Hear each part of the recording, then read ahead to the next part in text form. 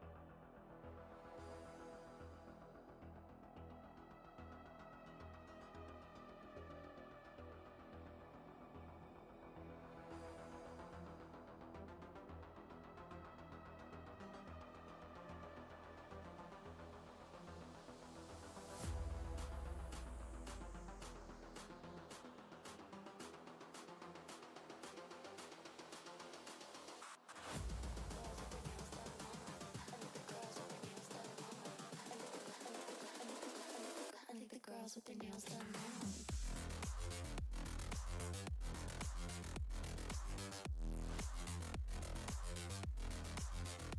Girls with their nails done.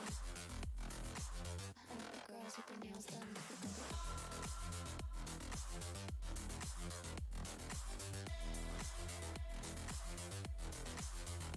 Girls with their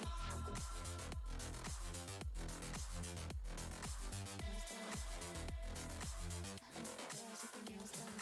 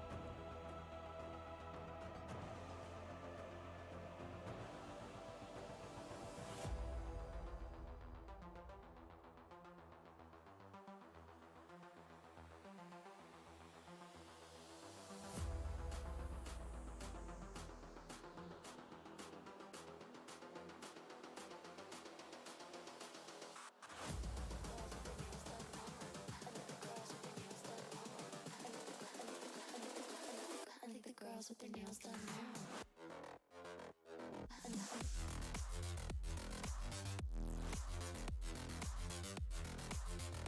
Girls with their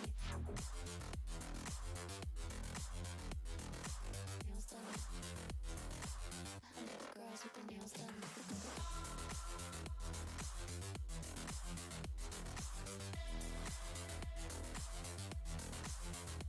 Girls with their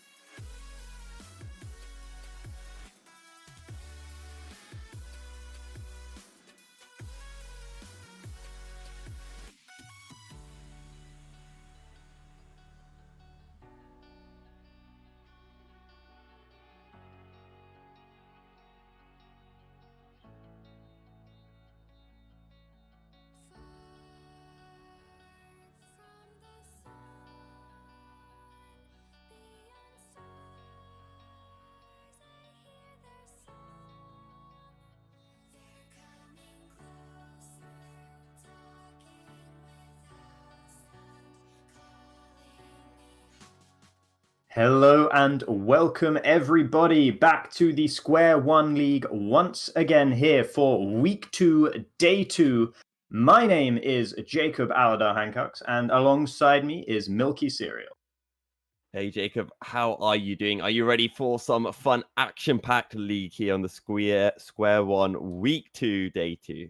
Absolutely. And I mean, especially considering the matchups we've got for us today. First game of the day will be Absolved versus Split Raiders, and that is two of the titans of last split really going up against one another. But actually, based on their week 1 performances, they might not be titans anymore. Yeah, and Split Raiders had champions from the spring split. They wanted to come in with a bang, but they lost to the other finalist Sparks back in week 1. Absolved, though, a little bit interesting. They beat Lions Creed and then they lost to this reformed Glorious Gaming roster that everyone's hyping up. And maybe this game will just give us an idea, are Glorious Gaming really that good, or was it Absolved who weren't having a good day, who aren't having a good start to the split? Yeah, absolutely. I mean, yeah, but even in their victories, both teams didn't look quite as solid as you'd necessarily like them to. Split Raiders managed to win over Core Dynamic, but Core Dynamic have not looked particularly strong themselves. So yeah, there's a lot of questions to be answered here today. And one thing to note about this pick ban that we are now getting into is that Absolved have lost all of their bans due to having a player show up late. So they will not be able to ban any champions. And as you were mentioning just before we came on live, they're on red side, which makes it even worse. Yeah, and of course, now that they're on red side, they can't ban away the Varus, they can't ban away the Graves, the Trundles open, Syndra. So it's all up to Split Raiders now. They can take whatever they want.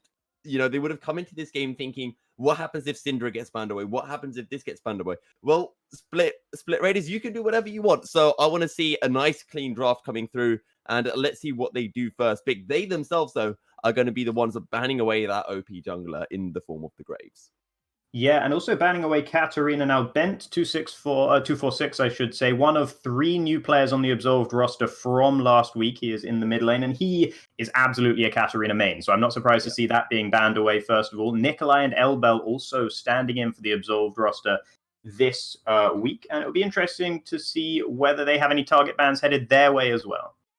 Yeah, and we've seen Katarina one-tricks in the Square One League before. If I'm not mistaken, it is the Lions Creed mid laner who plays it, and he absolutely popped off. I think he absolutely... Was it Lucka? I think he dismantled one game. So I'd be scared to see a Katarina hopping back onto the Rift. But someone I really want to talk about is Elabel. This guy's Thresh is off the planet.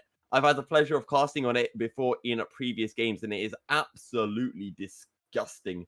So if that Thresh does not get respected, expect to be seeing it get picked up, maybe paired with the likes of the Aphelios, and maybe with something like the Ezreal. But we will have to wait and see. I'm fully expecting that to be the third ban from Split Raiders. Yeah, just got a slightly cryptic message on my screen. I think what that means is that we may be having some connection issues to the to Riot Games here. So the servers might be having some issues. We might be having some issues. We're not entirely sure, but that means that this is going to be further delayed, I'm afraid. At the moment, we can ruminate on these 2 bans that have come through until hell freezes over, I guess. But there's only so much you can say about a Katarina and a Graves ban.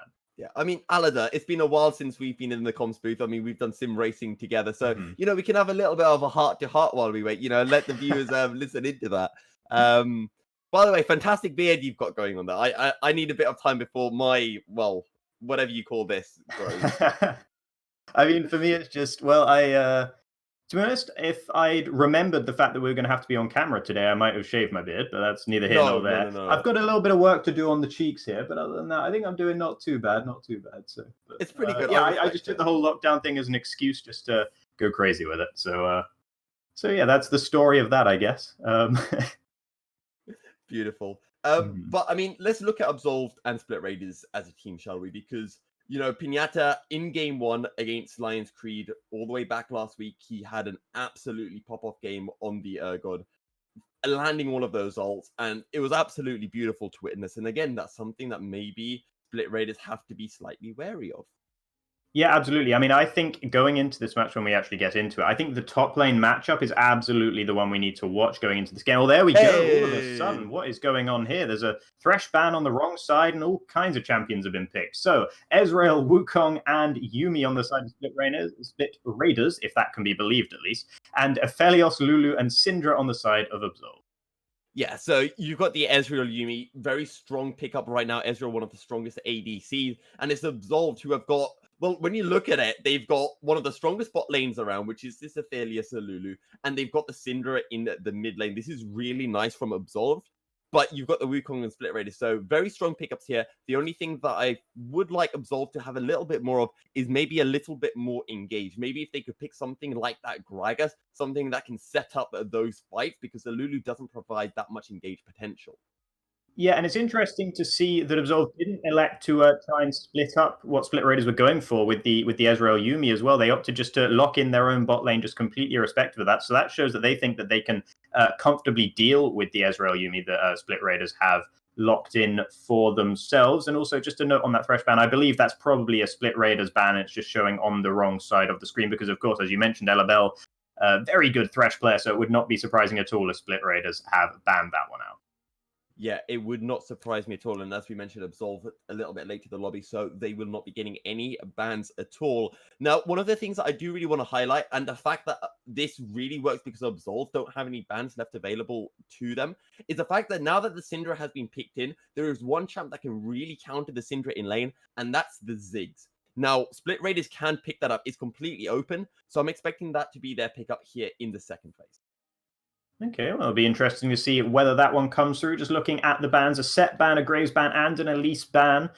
So all of those champions can be played in the jungle, and it's actually forced a Hecarim pick. Now, will that be in the jungle, do you think? It has to be in the jungle. Maybe it could come through in the top lane. I remember back to last season when Licorice, pulled the Hecarim into the top lane as a counter. I can't remember what it was a counter into, but it was a counter matchup into something. And I doubt we're going to be seeing Hecarim at top today, Aladar, but that's going to be Hecarim jungle. No, we're not going to be seeing any Ziggs at all, and it is going to be this Vladimir. We saw Flamey on the Vladimir last week for Split Raiders absolutely pop off, and it was with Bonakai on that Yumi, and the two of them were able just to carry the game through. Yeah, the game looked really shaky for them at the start, if I remember correctly. But then the Vladimir just became so unkillable at a certain point and did so much damage as well. And Flamey, Vladimir, definitely one of his main champions in solo queue as well. So we've already seen his pedigree in week 1, game 1, and I'm sure he'll be feeling pretty good about having that picked up for him this game as well. And then the Fiora to go into the top lane for Split Raiders as well, and that will be going up against Jax for Pinata. So how do you see that matchup going? Well, it's just a case of, two duelists in the top lane, even in the lore, these two have a lot of a grudge between each other, Fiora and Jax. And it's just going to be a case of putting both of them into the side lane, just letting them hit each other up, classic old kind of a top laner matchup. And I think most of the focus we're going to be seeing is around the bottom side of the map. You want to be getting some kills onto Aphelios. Maybe for the side of Split Raiders, you just let Ezreal stack up a little bit early, just let them get their items, and then you can really look for those fights. Sure, yeah, absolutely. And actually, Pinata picking that Jax, that's actually one of Lawless's, or is Lawless's most played champion on this account in particular. I believe Lawless may actually have another account because there's very few games played in general, but of those games, most of them have been Jax. So that might just be a little bit of a sort of, maybe a small mental game. Probably not, but maybe, you can always hope. But yeah, as I was going to mention just before we actually got the sort of deluge of picks and bans arriving in front of us, I think that top lane matchup really will be the one to watch today. Lawless needs to prove that he can replace what is a very big shoes in the form of Nazgul, who left Split Raiders. And Split Raiders need to prove as well that they can still be the top pedigree of team even without Nazgul. Yeah, and Nazgul was just so big for Split Raiders, arguably carried them into playoffs, took them so far. And this is, the chance for Split Raiders to show we were not a one-man team. It wasn't all about Nazgul's Irelia and Nazgul's Cassiopeia, Nazgul's all of his other champions that he used to play. Lawless on the Fiora, he has a big possibility to be able to, really pop off and carry this fight. But the thing that I want to bring up is agency that a lot of these laners have, because the only real place for either team where I feel that there is a lot of, early game presence is in this bottom row for Bent on this Syndra. So I do want to be seeing Seblit hovering around the mid lane, but again, into Vladimir, very easy to be able to escape those ganks with the Sanguine pool. Yeah, absolutely. And we've already seen, I mean, I already mentioned, we've already seen just how strong that Vladimir can be. So if we're just looking at the bottom lane itself, who do you actually see winning out here? Of course, we should probably note the summoner spells as well. Electric God, unsurprisingly, going with the teleport on that Ezreal and Nikolai, going with the exhaust, with Elabel picking up the heal, which seems to have become the normal as well. And particularly when you've got a Wukong and perhaps a Fiora as well trying to get on top of you as an Aphelios, you might be pretty happy to have that exhaust. Yeah, and to be honest, in the bot lane matchup, I almost want to say it's going to be a bit of a wet noodle fight, but if I had to go with any side, I would go with Absolve, just because an Aphelios is always going to have a little bit more presence than that Ezreal, especially when the Ezreal is just looking to pick up that tier. But I tell you one thing that is going to determine this game. Which ADC gets Death Stance first, Aladar? Well, absolutely. I mean, that's an absolutely thrilling win condition that I cannot wait to find out who's going to get there first. We're used to commentating racing, as you mentioned, so it's just a different sort of race, I guess. Yeah, exactly. Just taking a look at the junglers as well, with the Wukong up against the Hecarim. Now, do you see any particular sort of interactions going on between them? Do you reckon either one's going to be trying to get the upper hand over the other, maybe get some invades going as well? See, so in my opinion, jungle matchups are not my forte, I'll be honest with you. But if I'm not mistaken, I think Saints will have that more early game presence than the Hecarim. And Seblip's just going to be waiting for that level 6 to be able to have really a big presence in those ganks. You know, will have that ultimate available, just pull anyone back into the fight. We talked about catch potential maybe with something like a Gragas jungle. Hecarim can kind of do that if he can find the right engage. But I'm really looking at Bent to be able to support Sebelit for when Saints does look for maybe any potential jungle invades here. Yeah, no, and I think he should probably get the priority in mid lane, of course. And Bent, by the way, a very young player, I believe. So it'll be interesting to see how he does. A fair amount of pressure on his shoulders going into this game. And so we'll see whether he is able to deal with it. I'm sure he will. I mean, of course, all these players, very, very good players. But we should just be getting into the lobby, or into the game rather, shortly, as long as we're not having any further connection issues. I did notice we had a brief moment of connection issues while we were loading in there, or while we were waiting for the spectator delay, I should say. But hopefully that will not be troubling us any further in this game. No, hopefully not. Hopefully we can have a nice, clean spick and span at game one. Maybe not entirely clean on the Rift. Always nice to have a few little questionable moments that we can comment on. Gives me something to talk about at the very least.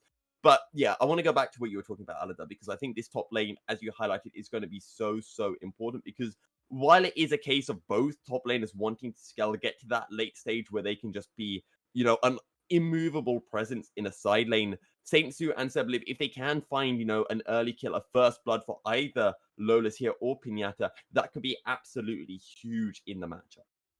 Yeah, I mean, if I was going to take a guess at it, I'd say this matchup's probably going to be, Pinata favor, just in terms of the players, at least. I think Pinata really showed an ability to absolutely dominate the lane when given the opportunity with the Urgot last week. And Lolas did look pretty suspect, particularly in game one, actually. He did struggle quite a lot in the very early game. So that was something that we might need to watch out for. But Pinata, of course, when he played the Gangplank, the more scaling pick with less early game presence, he did struggle a little bit more. So whether or not he will be able to make it work, as we have finally made it into the game, but the screen is not the right color. I mean, let's be honest here, Alada. Whenever you jump into the first game of an SQ1 day, you always want to be greeted with that familiar sign. The game has been paused. Pause time remaining, whatever. So good to see you back, Mr. I don't know. I think we should give a name to that. What, just to the pause itself? No, like that pause box. Like it should have a name. Like, the pause box should have a name. Oh, that's can we call it? I don't know. I'm feeling like Justin here, Alada. Justin? Well, because we've just got into the game? I was not thinking of that, but that is amazing. Yes. Thank you. For that, we'll go with Justin. So good to see good old Justin on the screen again. Mm-hmm. It has been a while. And in case you were wondering what that noise was, as I frantically hit my remote so it actually works and I can turn up my screen brightness, but that's not going to work. So, oh well, I guess I'm not going to be seeing anything on my screen.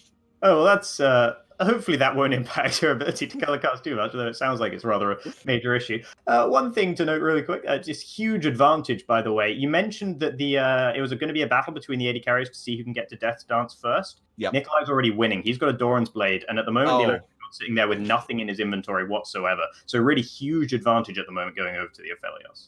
Can we just give this GG to Absolve right now? I mean, all 4 of their members have, at least an item. So they're doing pretty well at the moment as we do jump into a game. And remember what we were talking about, Alada, the focus on the top side of the map. And I think bot lane, we have mentioned before how Absolve, they haven't particularly looked towards the bottom side. They haven't put that many resources in towards this bottom lane. And that might be the case again today.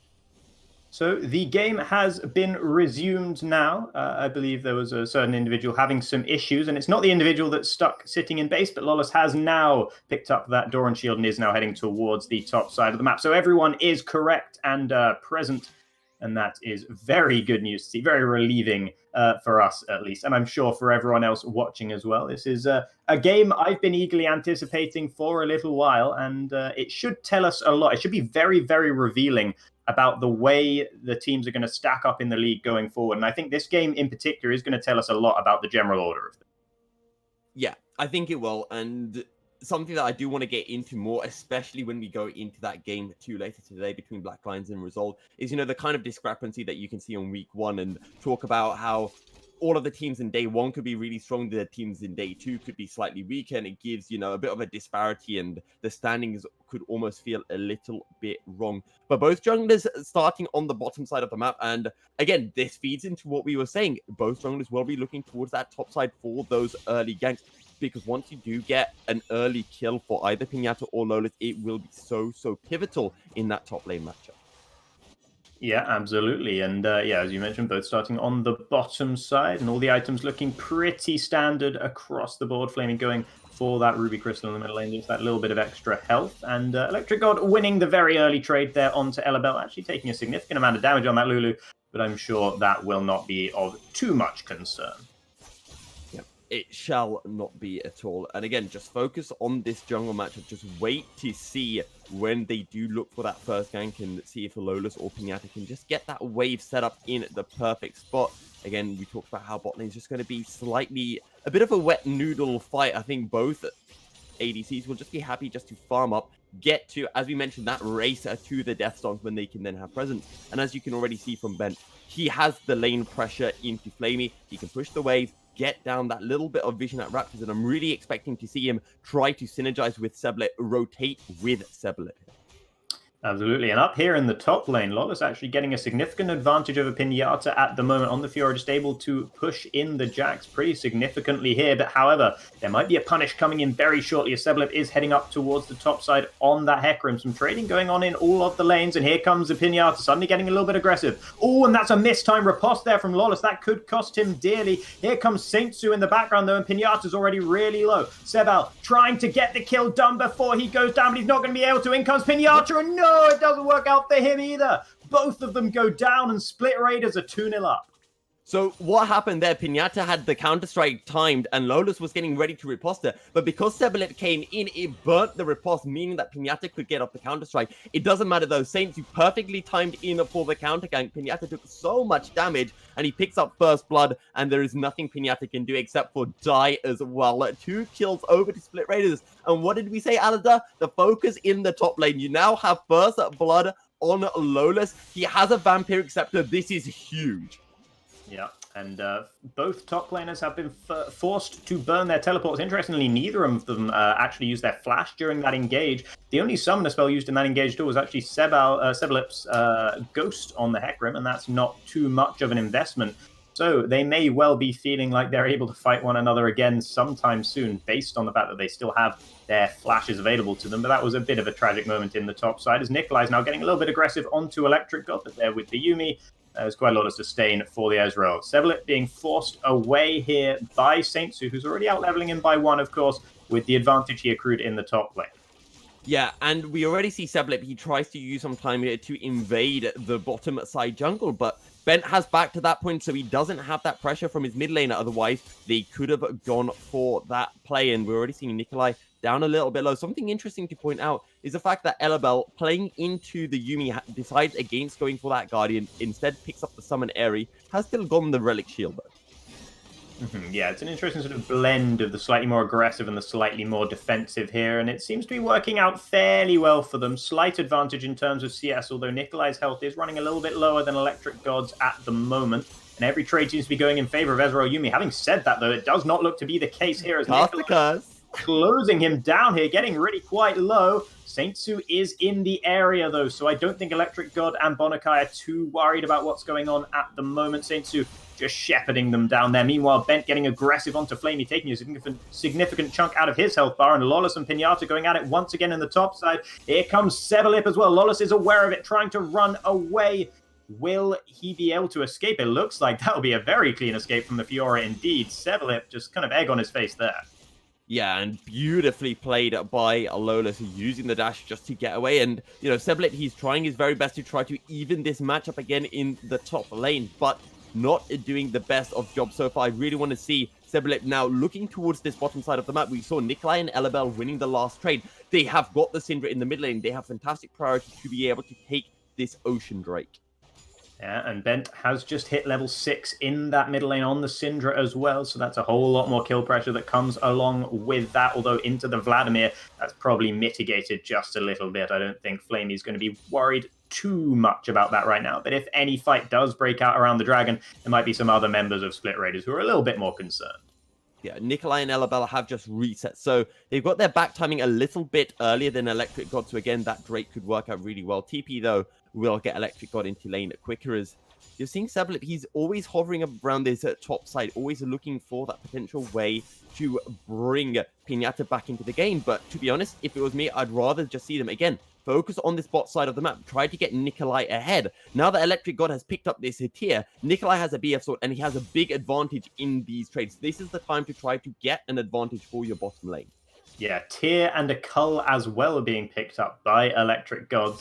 Did TP back into the bottom lane, so he's been able to pick up a little bit of CS unaffected by whatever Nikolai could do to him. But yeah, if you've got a feel at the moment, any fight's going to go heavily in favor of that Aphelios Lulu, given the item state at the moment. And speaking of item state, looking at the difference in the middle lane items right now, the fact that Ben actually went for 2 Doran's rings, while Flamey actually was able to start with a Ruby Crystal, and just it seems like Flamey looks a lot closer to being able to build something really significant at the moment. Yeah, and it's just Bent just trying to get even more lane presence with a second Doran's Ring. You do see it from time to time going for that extra Doran's Ring, a little bit more mana, especially when you don't have enough gold to pick up the straight lost chapter on your first bat. And now we're seeing Saintsu doing what Sebalip should be doing, which is hovering around this bottom side. And if he can get a kill here, he'd essentially have got both sides of the map winning in favor of Split Raiders. Yeah, however, Bent has just started to roam down the river as well. But with the Scuttle Crab available, they're not going to be able to commit to it. And in comes Saintsu. Nikolai already going so low, but he will be able to escape using the red gun to heal up just enough. And some good shielding from Elbel as well means that Saintsu will not be able to find anything apart from the flash and the exhaust from Nikolai. So that's still a trade heavily in favor of Split Raiders there. And Saintsu uses this opportunity to go straight onto the Ocean Drake. Meanwhile, Sebalip, he's still just farming up his jungle, and he's only even with Saintsu in terms of CS. So Saintsu has got the complete advantage over Sebalip this game so far. Bonakai is here to help Saintsu as well. First Drake will go the way of Split Raiders.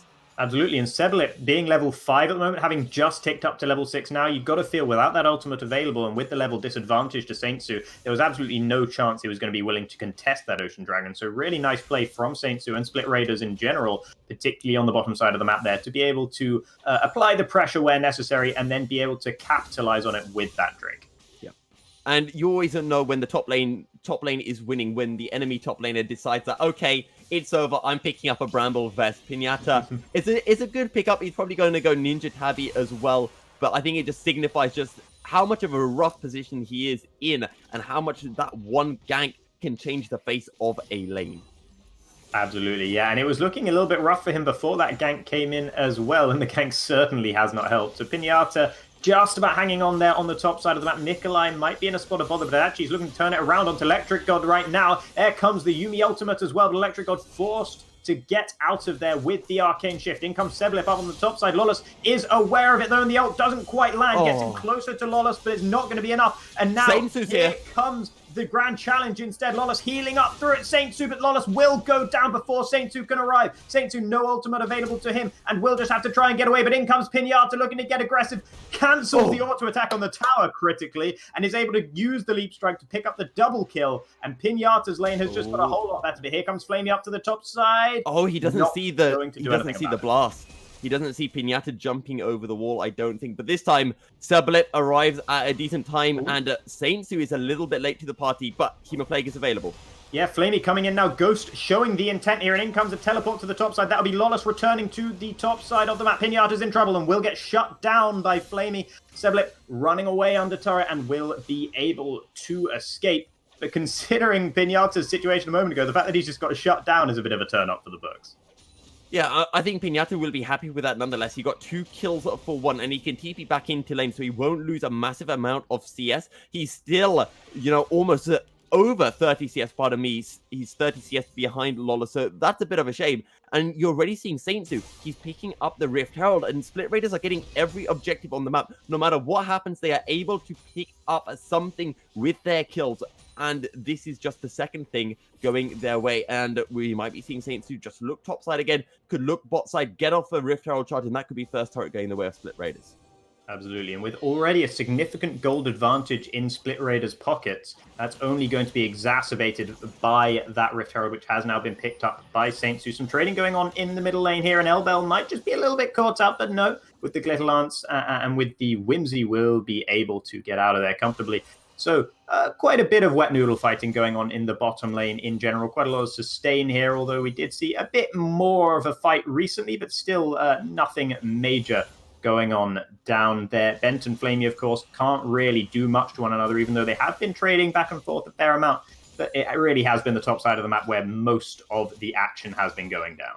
Yeah, and we've got a 1k gold advantage, and if the observers could just highlight where that gold is, yeah, you can see 400 gold is on the top lane, and then another 400 is in that jungle. Everywhere else is pretty much even. So again, it's just been a case of Saintsu and Lawless having a really good game, knowing where to focus their attention and picking up the Drake and Rift Herald as well. And you can see Seblip still hovering around this top side, but he's not getting anything done. Lawless is just positioning really, really well in the lane.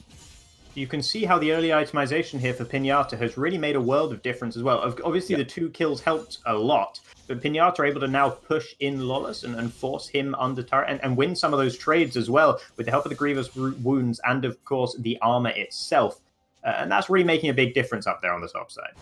And I don't know if it's a case of Pinata's actually winning this, or Lawless is just letting him push in because he knows where he wants that wave to be positioned. He wants it just outside of his turret so that there is no way for Seblip to find any form of gank onto him. And he knows if Saintsu's not around, I cannot trade. I have to be super wary, and he's playing it exactly as he has to do. 115 CS in 30 minutes. Absolutely popping off right now is Lawless on this Fiora. Yeah, Saintsu looking to get a little bit aggressive down there in the bottom side jungle here with Seblip. Seblip was aware of it, actually. It was pinged out. He walked over a ward to get there, but Seblip look at True trouble. Oh, what a dodge from Seblip there. You could tell he knew it was coming. Good communication from the Absolved side, but Seblip is forced out of his jungle just as the dragon begins to spawn. And what is sad is the fact that Ben is unable to rotate to help him because he's shoved in under turret by Flamey, something that just should not be happening. And Seblip just has no control over his own jungle. Now Rift Herald's getting dropped in the mid lane, and this could very well be turret. Ben having to flash away already. A lot of damage down onto Saintsu with the turret aggro. Who is it on? It's going to be on Flamey, and Bent will go down. And with the Sanguine Pool, Flamey will be able to escape. Here comes Seblip. Perhaps wasn't optimally played. Here comes Seblip, though, coming in, and wow, just runs over Saintsu there. Will he be able to continue the damage onto Flamey? No, the flash out means that Vladimir will escape, but Ghosting trying to get back in all of a sudden as well. Bit of Infernal Drake's up as well, and Saintsu is now down. This is perfect time for Absolve to even up that Drake discrepancy. So I want to see him go in, and yes, he will, although a ward does get dropped down. Ooh, that's causing him a little bit of pause. He's just going to drag the Drake away from the center of the pit there just to make sure there's no chance of a steal coming in from Electric God and Bonakai, and they're not going to be able to poke them down while they're already taking damage to that Infernal Dragon, and that will go to the side of Absolve. So good response from them after losing the first Dragon of the game. And it looked like they were going to lose that one as well after Seblet was pushed out of his jungle. But actually, some Saintsu's decision-making to go for the dive in the middle lane instead of going for that dragon is what's resulted in Absolve being able to pick that up.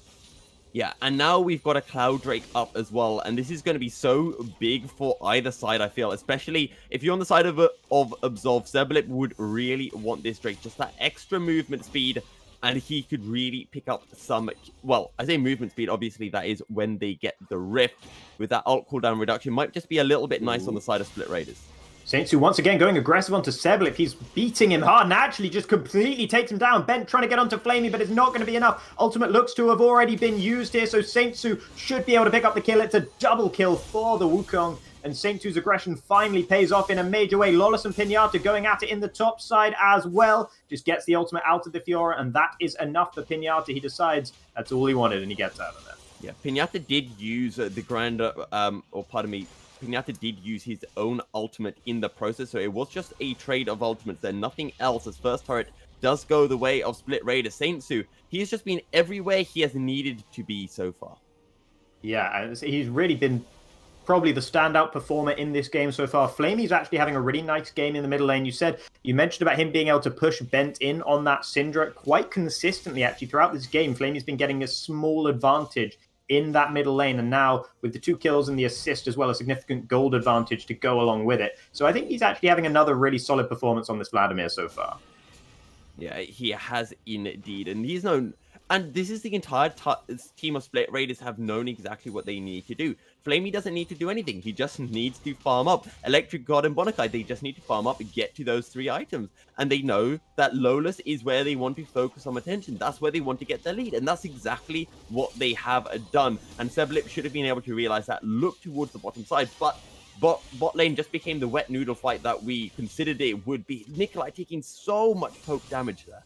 Yeah, that noodle looked pretty dry to me, actually, as Nikolai was taken rather low by Electric God. And actually, some more aggression coming out of the Ezreal here. Nikolai going behind the minion wave just to make sure not too much damage can be put down onto it. Seblet once again up towards the top side now. Lawless with a decent riposte will not get stunned up, but the ultimate will cause the fear to go down, and Seblet picks up the kill this time. And with the wave crashing in, Saintsu will have to come up there to respond.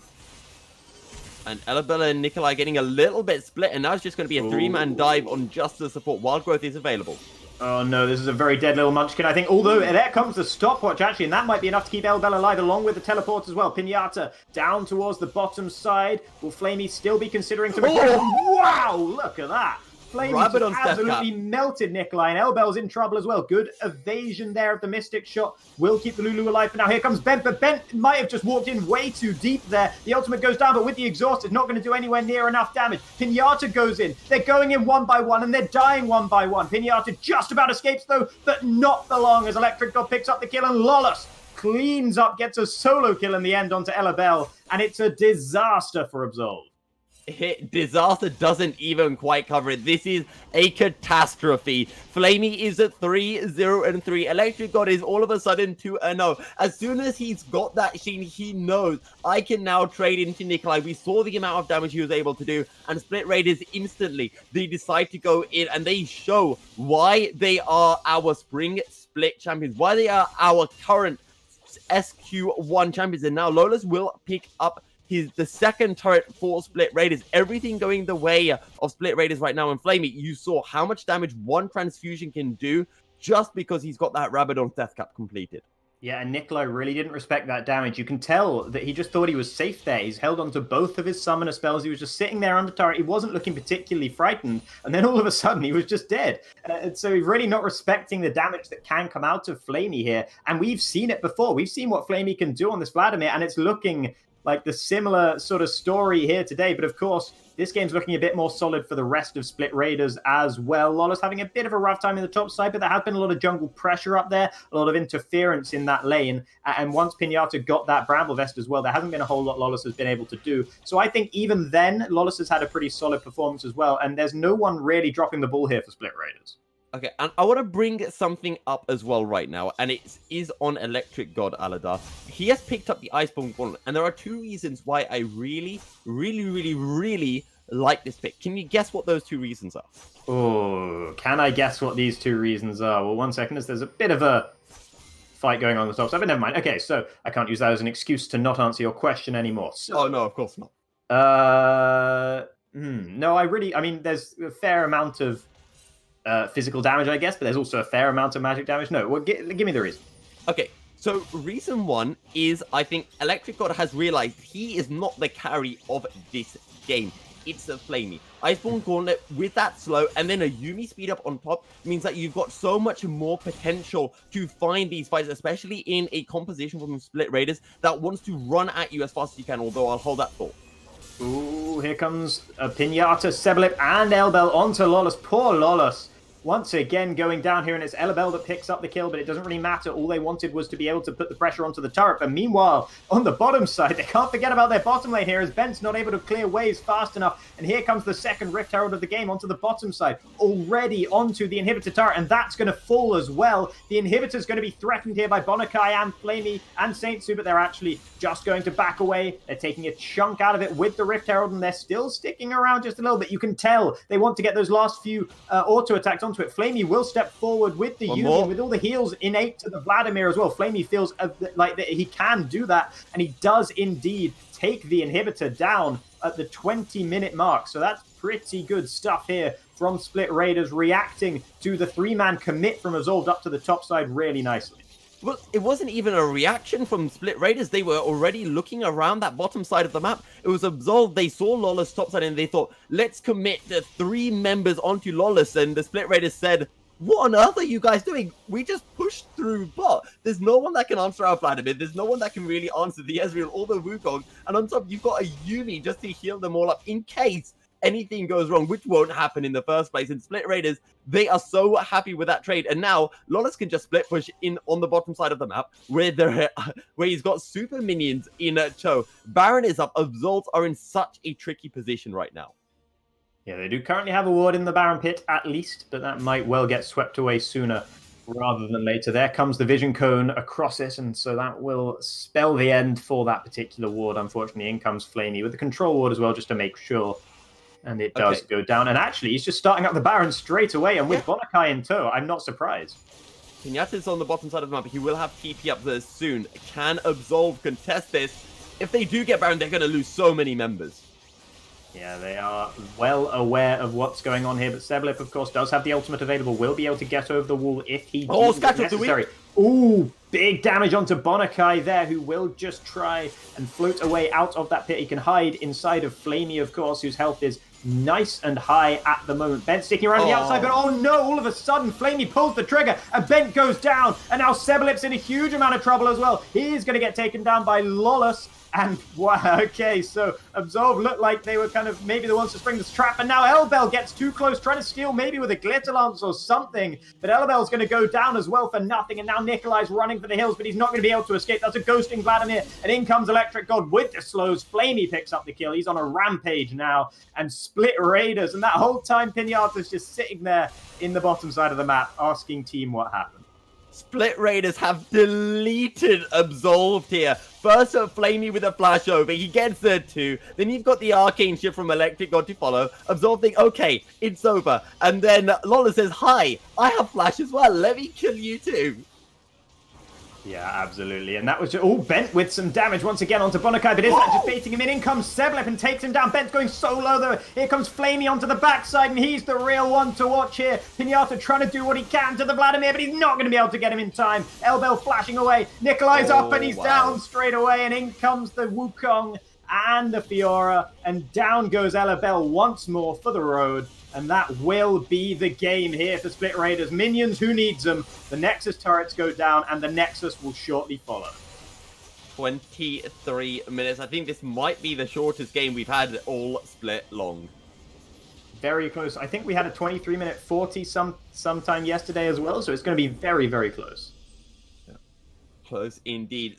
Okay, so Aladar, I wanted to bring up the final point, about that Iceborne Gauntlet pickup from Ezreal, which we almost got to see come into effect. But Aladar, what costs more, an Iceborne Gauntlet or a Triforce?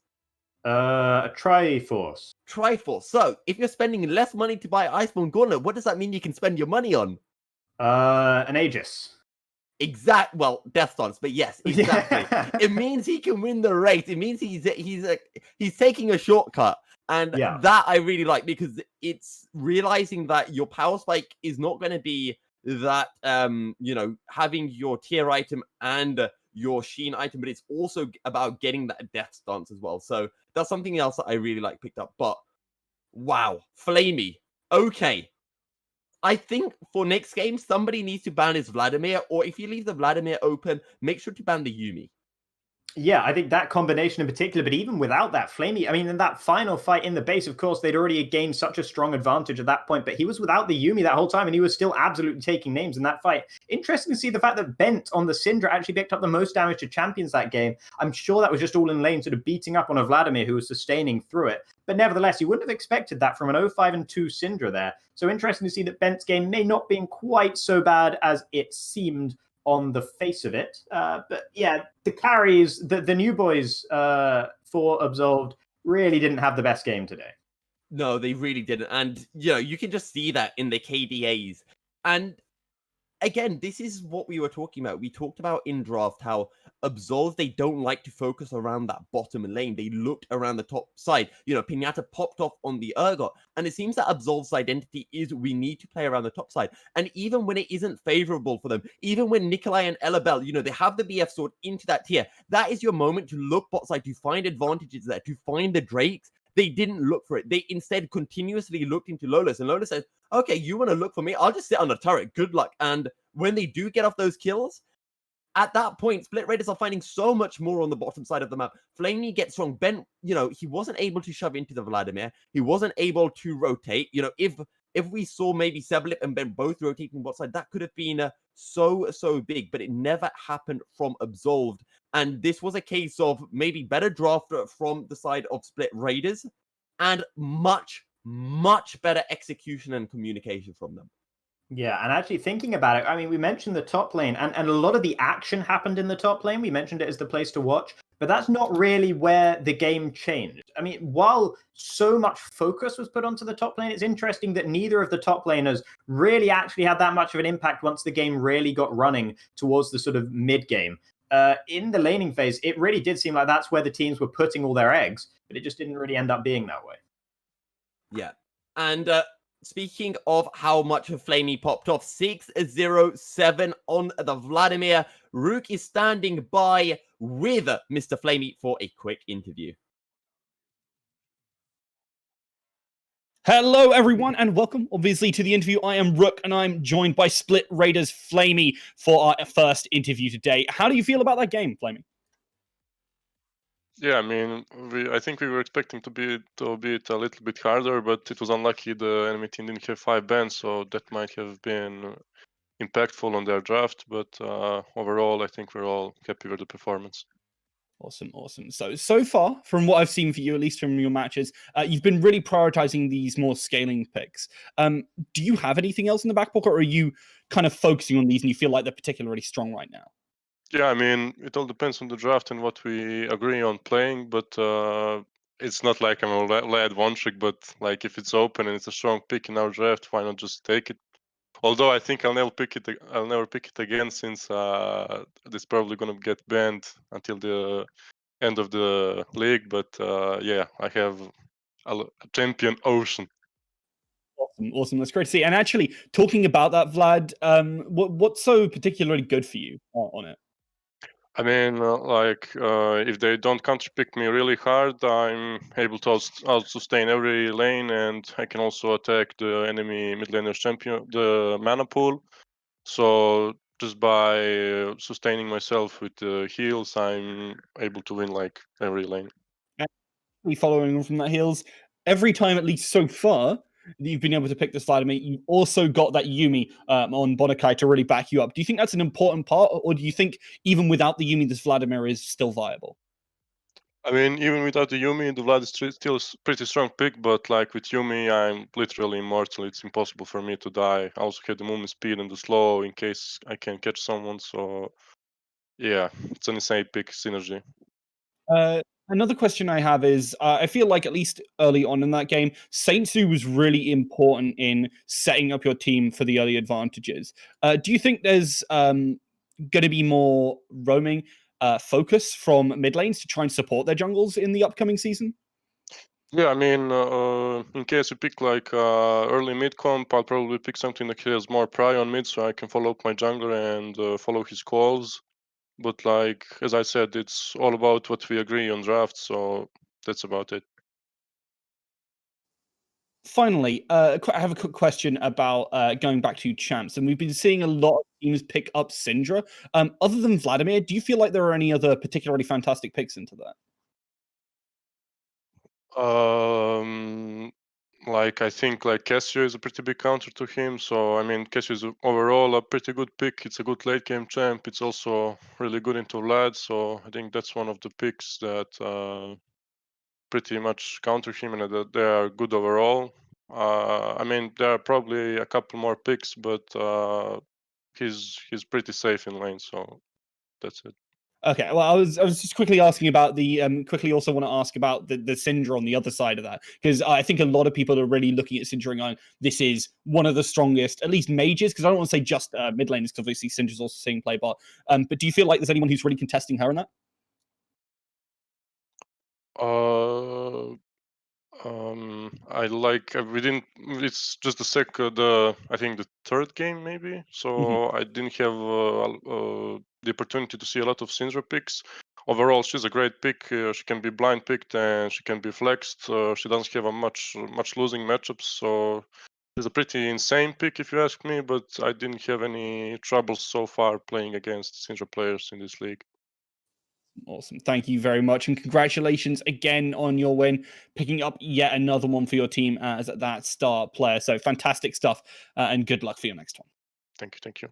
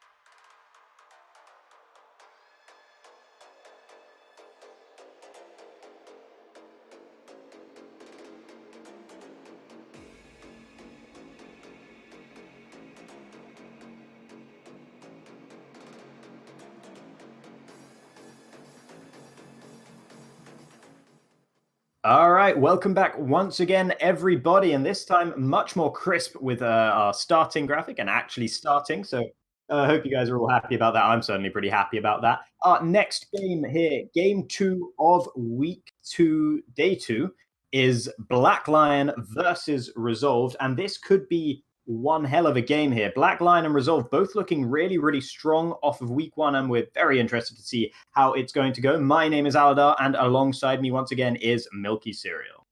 Hey, Aladar, as you mentioned, looking forward to this game. Black Lions, they came into the split a brand new roster, pretty much with the exception of their mid lane, if I'm not mistaken, and they look good. 2-0 on day 1 of Summer Split. And Resolve, they came in, they're this big team in the UK EL, and everyone thought, okay, these guys are going to be really big. Jojo came in as, very last minute into the top lane, and they looked good. It was just against Sparks that they weren't able to find that win, but otherwise, these guys are looking very clean, and we talked about this before. The jungle matchup of Rosara and Cyrox, both of them exceptionally talented players.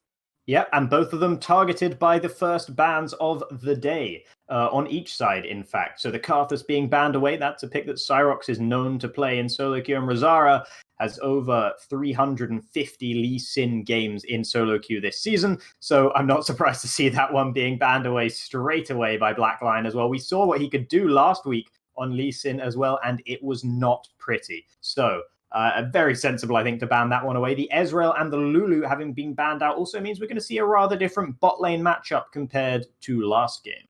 Yeah, and maybe this will be the chance for the Varus to come back in, but as you mentioned, Rosara on Lee Sin into Vati absolutely dismantled the Silas.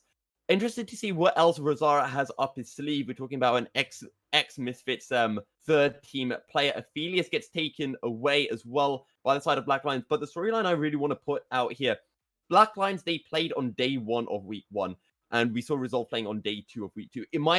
Day 2 of week 1, pardon me. In my opinion, Resolve had a much harder group. They had to play in the group that had Spark, Split Raiders, and Core Dynamics. Sure, they didn't play against Split Raiders, but in my opinion, Black Lions had the much easier group. They beat Lions, Creed, and Glorious Gaming. And sure, Glorious Gaming had a new roster, but I don't think that 2-0 necessarily proves anything by all means. Sorry, Black Lions won into Glorious Gaming and Lions Creed. So I don't think that necessarily proves anything, and I'm interested to see whether this can highlight, is Resolve the team to watch out for, or are Black Lions the team to watch out for? Varus picked up something we definitely expected, and it will be answered by that Syndra Flex.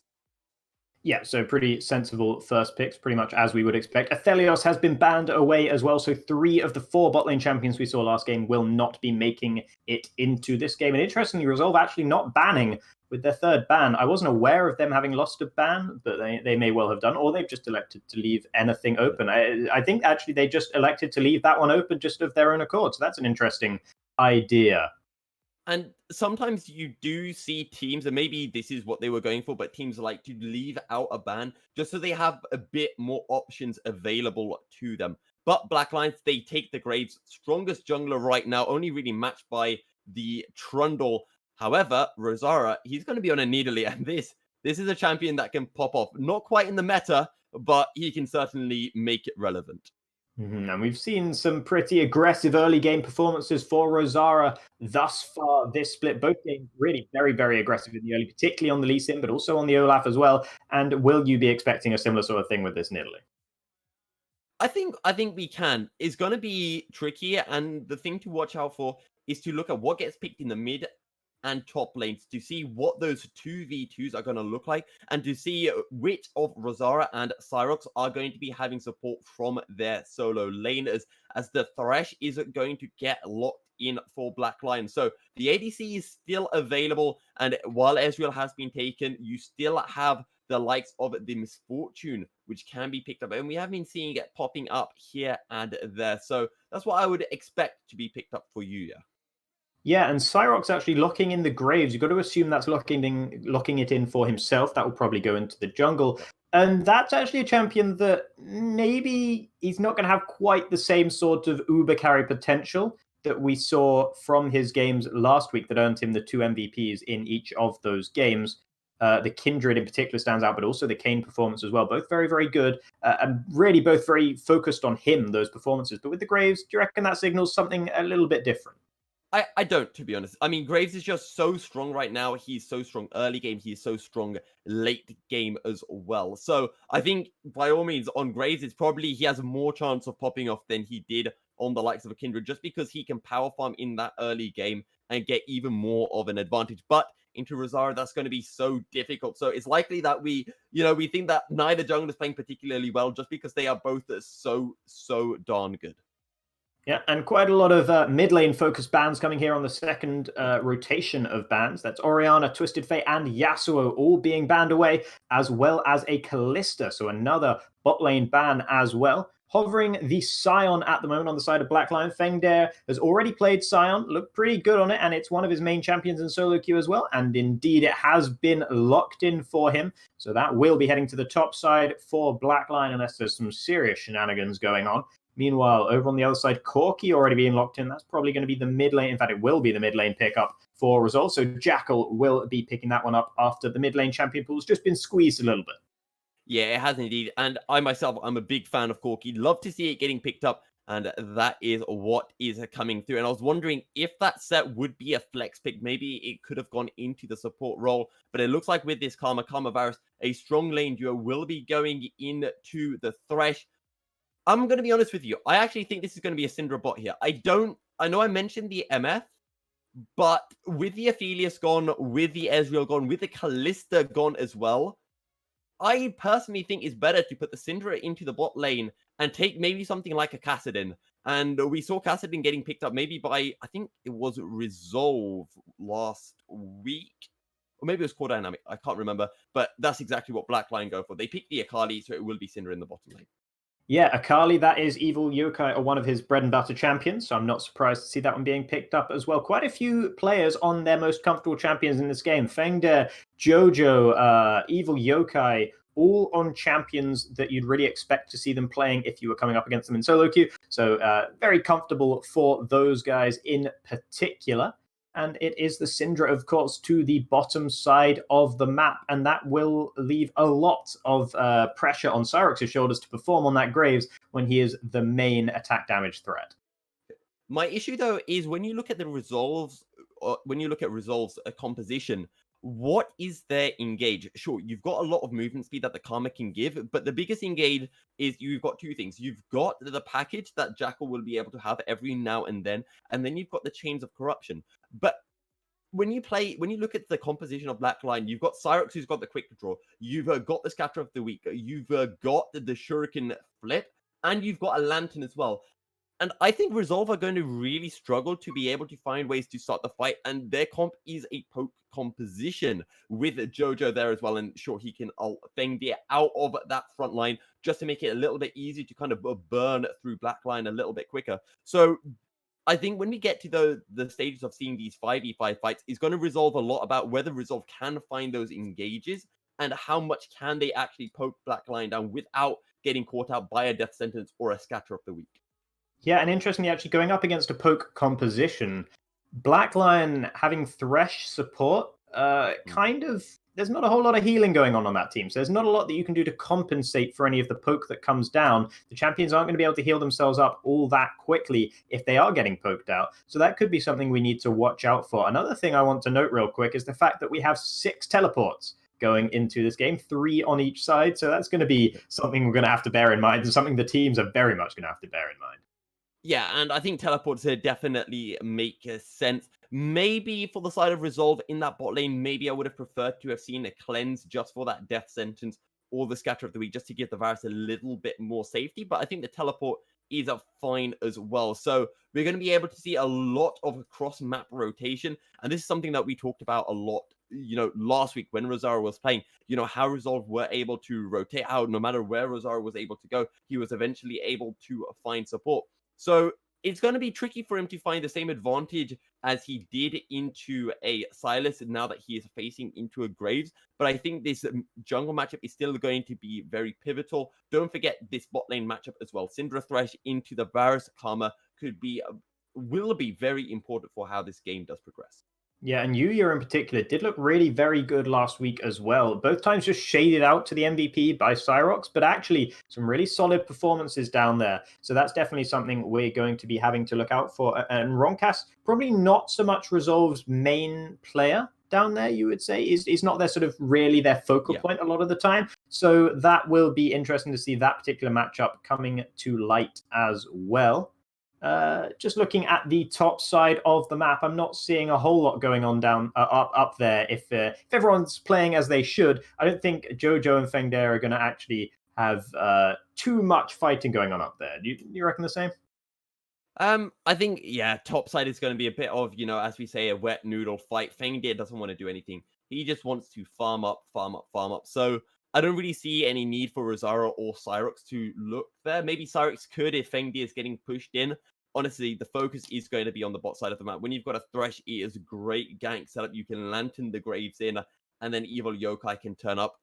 Of course, Jackal as well with those rotations, and he played the Echo and the Varus back in week 1. He wasn't able to find, much. He wasn't really able to find anything in those games. He wasn't able to carry his team forward. It was Rosario who won that game against her core dynamic. So maybe on the core key, once he gets to those 3-item point, he can then start to have a lot of presence. But again, Evil Yokai will be getting to that power spike a little bit early with that Hextech Gunblade. And once we get there, Syndra on that Luden's Echo as well, that's when Black Lions will really want to be taking these fights around that kind of 16-minute mark where everyone has that one item, which is so important for all the members of Black Lion. Yeah, so we could well see some fireworks on the bottom half of the map at that point in time, particularly if there's a Drake spawning to go in the mix as well. Both of these junglers, of course, will be remaining quite healthy through their jungle clears for the most part as well. So it might be interesting to see whether either of them feels like going for a particularly early objective as well, as I think they're kind of able to on both of the champions they're playing. Yeah, you've got Syndra and Varus on the bottom side of the map. They both have a lot of agency. They both have push potential. And unlike in game 1, where we kind of saw nothing really happening around that bottom side, I'm fully expecting Cyrox and Rosario to be looking at this bot side of the map and to be trying to find some kind of advantage so they can secure these early Drakes. And that first Drake is an Infernal. That is going to be huge if Resolve can secure it.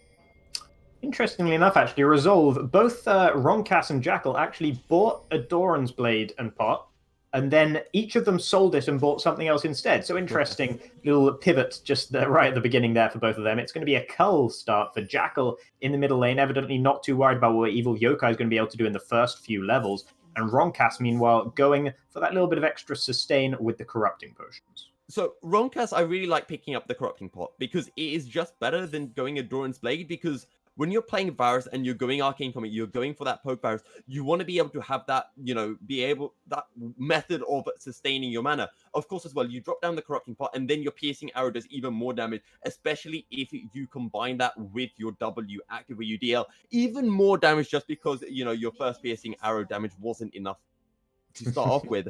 But the interesting thing that I find is Jackal actually going for the cull, and is what we talked about being, Jackal wants to scale up.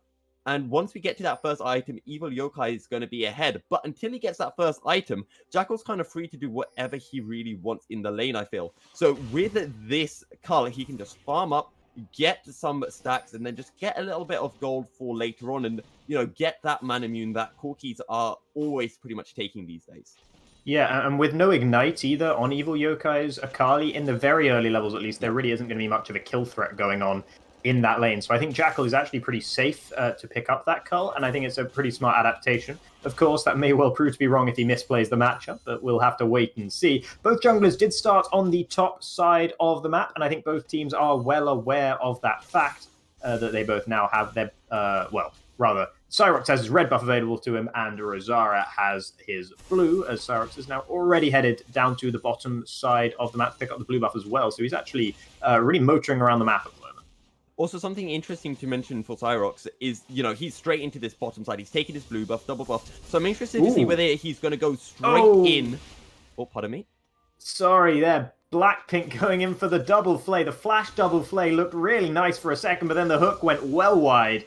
Yuya managed to get the scatter of the week onto both of the bottom lane members of Resolve, but it was not enough without the hook landing for any extra kill threat. So Blackpink burning a flash pretty much for nothing in the end there. Unfortunately, on the bottom side of the map, as Yo-Yo's beating up Fengdare just a little bit, but that grasp proc helps Fengdare sustain back up just a little.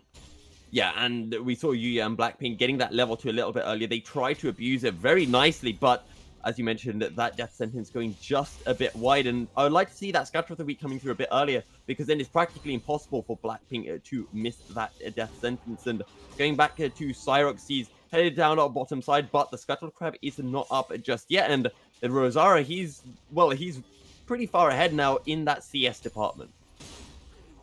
Yeah, actually, a big advantage going on there in the jungle role at the moment. And Rosara heading down towards the bottom side, as you mentioned. With a clear jungle, there's only really one option once you've cleared your whole jungle. And, well, there's two options, I suppose. One is to go for the top side Scuttle Crab, and the other is to gank a lane. At the moment, it looks like the top side Scuttle Crab is unfortunately what Rosara is contemplating. But Cyrox's position down there on the bottom side actually was a little bit nervy for a second, as he was on the wrong side of enemy lines. But he just recalled out of there, no trouble. Yeah, and to be honest, even if Ronkas and Levi had vision of him, they couldn't really go on just because Rosara wasn't nearby, and Blackpink and Yuya could have then turned everything around. But it's going to be a trade of Scuttle Crabs. Rosara will pick up the top side Crab, and now he can look to push in and maybe catch out Cyrox on these Raptors. Yeah, Jackal also really playing without fear in the middle lane at the moment. He's gone back and picked himself up a Doran's Blade to go with the cull as well, so he's got a little bit more power in his pocket. And he actually just Valkyried in, I believe, on Evil Yokai there and forced Evil Yokai to dash away. So he's really not concerned about what may happen to him in the middle lane at the moment. No, he's not at all. And, I mean, it's just Corki into Akali. Early on, Akali just doesn't really have the damage, doesn't really have the ability to do much, especially if Jackal is in the middle of a minion wave, as that Shuriken Flip will not be able to find his mark. Something interesting to mention as well, Fengdare, he's currently up on Jojo, as here we go in the bottom lane. No, Scatter of the Week too far away from Blackpink. Yeah, another really good scatter there from Yuya, actually landing onto both Ronkas and Levi once again, but once again, not really anything that could be done with it in the end. Evil Yokai going a little bit aggressive here onto Jackal, and that's the first time Jackal has maybe had a slight bit of a heart-and-mouth moment as he does Valkyrie away. Here comes Rosara into the middle lane as well, just trying to help Jackal get the push and just escort him, while Cyrox is also around. Oh, that spear very nearly landed onto Evil Yokai, and that would have done a whole lot of damage. Cyrox looking to go aggressive onto Rosara here, but I think Rosara will just be able to clear out that control ward. Evil Yokai going really low in the end to Jackal's poke there, and will be forced back to base. But of course, with one of the 6 teleports on the map, Evil Yokai should be back anytime now. And why are both teams starting to play this a little bit more aggressive? Because we now have the Infernal Drake up. Now that the TP has been used from Evil Yokai, I think probably Resolve can just look to push in and then set up for the Drake again. But it looks like Rosara just wants to get off a reset before he does so. Some decent poke going down in the bottom lane onto Yuya, but it seems like that's pretty much the first time that's happened recently, as Yuya's health is not very low for the time being. Fengdare actually pushing Jojo in just a little bit here, looking to go aggressive, force the Haymaker out of Jojo, but I don't think those noodles were particularly dry. I think that was actually very wet indeed, and I don't think either of them were really looking for anything too major. To be honest, when you're facing into your sign, I think every ability kind of counts as a wet noodle. Yeah, I think that's probably correct. Again, Yuya and Blackpink, they're starting to get shoved in, but look at the roam coming in from Evil Yokai. Here it comes, Blackpink. Oh, teleport going down. And meanwhile, Rosara and Cyrox actually in the jungle. Cyrox going very, very low. Looks like with the teleport coming down on the bottom side, that fight has been Fengdare's roaming. Jackal. Fengdare coming up towards Rosara now, but once again, everything that looked like it was going to be a fight, also not really becoming one in the end. But here comes Jojo alongside. There is the escape from Fengdare, and he will get out of there. So a lot of kills almost happened, and none of them actually happened, as Evil Yokai once again going aggressive onto Jackal, but Jackal able to go toe-to-toe comfortably with that Akali. Yep, again, Infernal Drake's up, and Rift Herald will go the way of Black Lion, but so much aggression. We're seeing First Blood still on the cards as Evil Yokai going in again. Ooh, forcing the flash out of Jackal there just as Cyrox starts up that Infernal Dragon.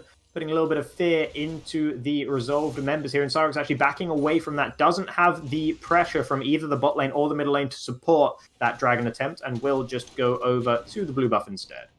Yeah, and I think both teams are waiting for that potential first blood before they look for this Infernal Drake. Neither side wants to risk going to Infernal and then just getting forced off it just because their health bars drop down a little bit too low and they don't want to fight while they are in that Drake pit. So we'll probably have to wait a little bit longer. TP's both available for the top laners as well. There is just so much rotation potential from both sides here to contest a potential early Drake.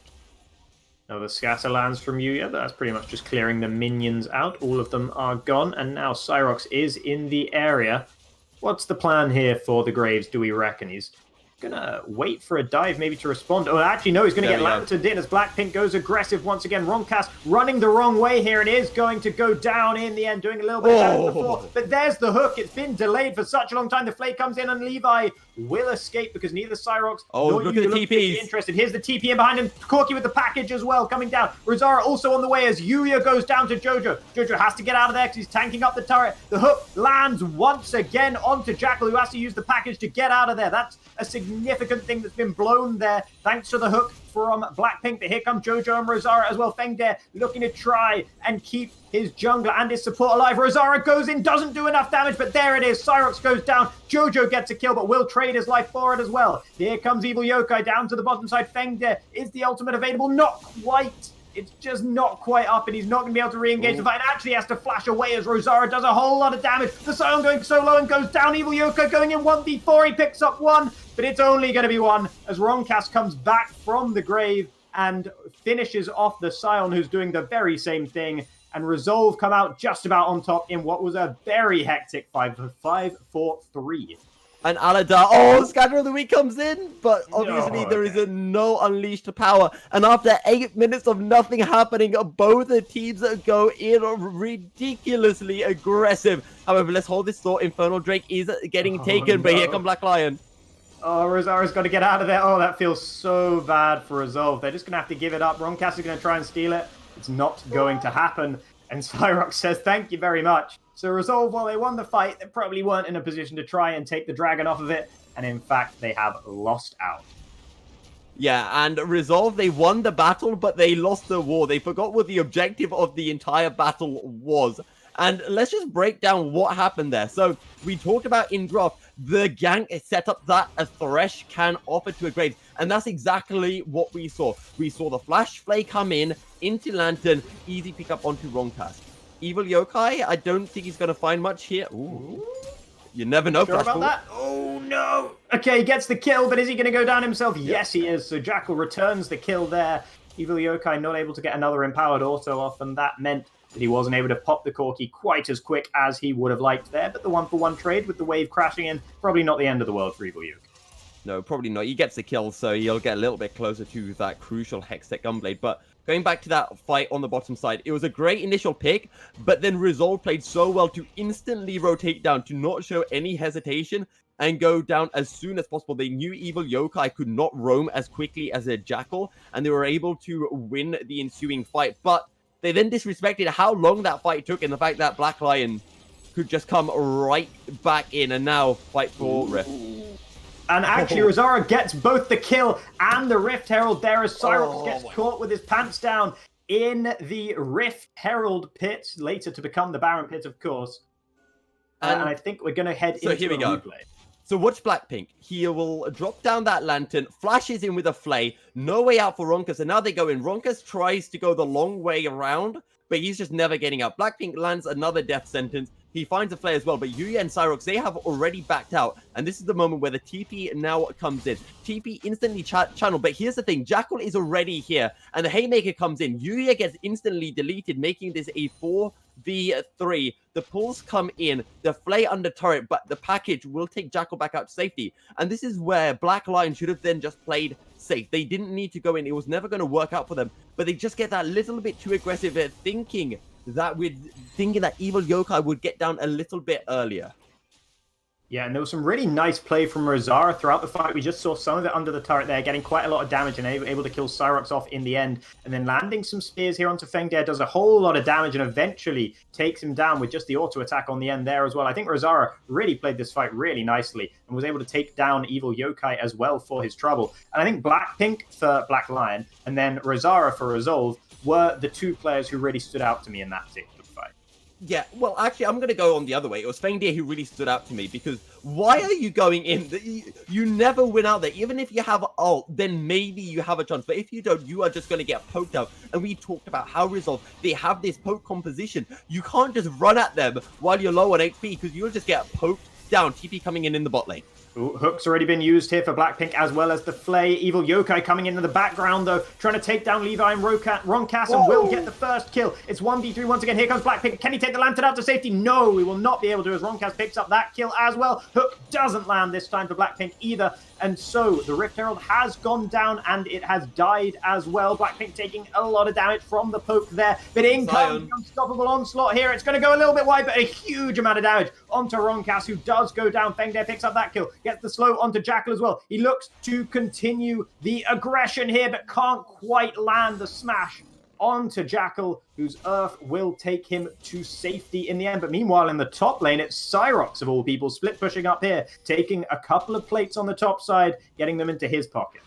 Yeah, and to be honest, there wasn't anything else for Cyrox to really do. Blackpink, though, overextended. No, why? Why did they go in? Why they pushed so far up? Did they think everyone just left? They hadn't. Yuya trying to do as much as he can to stay alive and get damage down onto Jackal. It's not enough, and a double kill for the Corki. If he had Ignite, he could have picked up the kill on Jackal, but he has a TP. Maybe Blackpink had dropped down the Ignite. But again, Black Lion, they just overextend. They've got their pick.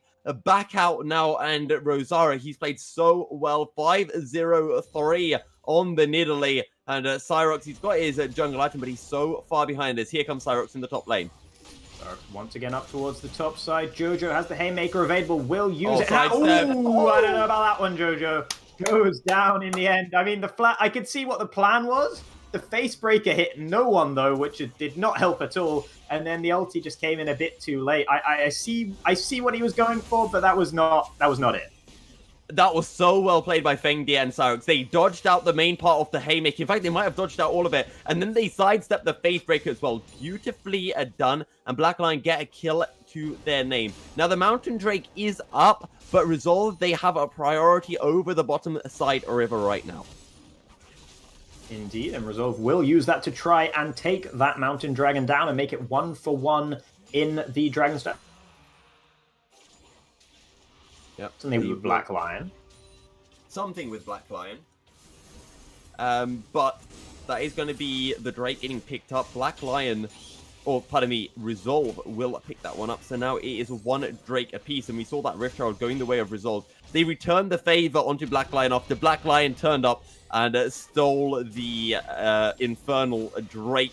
They were able to get the Rift, which has been dropped, and if I'm not mistaken, was dropped bot side. First turret is still available. But just take a look at Cyrox and Evil Yokai. They're playing very aggressively in the top side jungle right now. Yeah, they are. And actually, Jackal just used, I think the pack is just timed out there, and Jackal wasn't able to use it to any effect. It's just going to clear out a wave on the top side. But that's a little bit of a disappointment for Resolve. You'd have thought they'd like to, as you mentioned, with the lack of engage options, they really need to make the packages work when they get them, and they weren't able to do it that time around. Levi, safe enough there as Cyrox looks to get aggressive onto him, but will not be able to take that control or down. It's a good defense of that particular mini objective there from Cyrox. And I want to point out two rather interesting picks in builds. One is Rosara. He's gone for the Athene's Unholy Grail. Actually, I'll hold that thought in for it. Ooh, Jackal might be in trouble. Flashes away Yokai under turret, though. Picks up the kill, and 600 gold to go along with it. Yep, Flash and Yokai will be able to get out. But this is exactly what we talked about. Oh, solo there from Rosara's Rosara. not done yet. The spear is going to be too far away, but Blackpink might be in trouble instead. Good dodge away from that particular spear, though, and the hook does land onto Rosara. Here comes Cyrox and Yuya as well. Across the wall comes the Graves, and Rosara goes down. It's Blackpink that picks up the kill in the end. Goes low, though. The stopwatch has to come out. Yuya has to step forward to try and keep his support alive, and he will do so. Meanwhile, Cyrox onto Levi on the other side, and will flash out there in the end. Will Levi, and he will just about escape.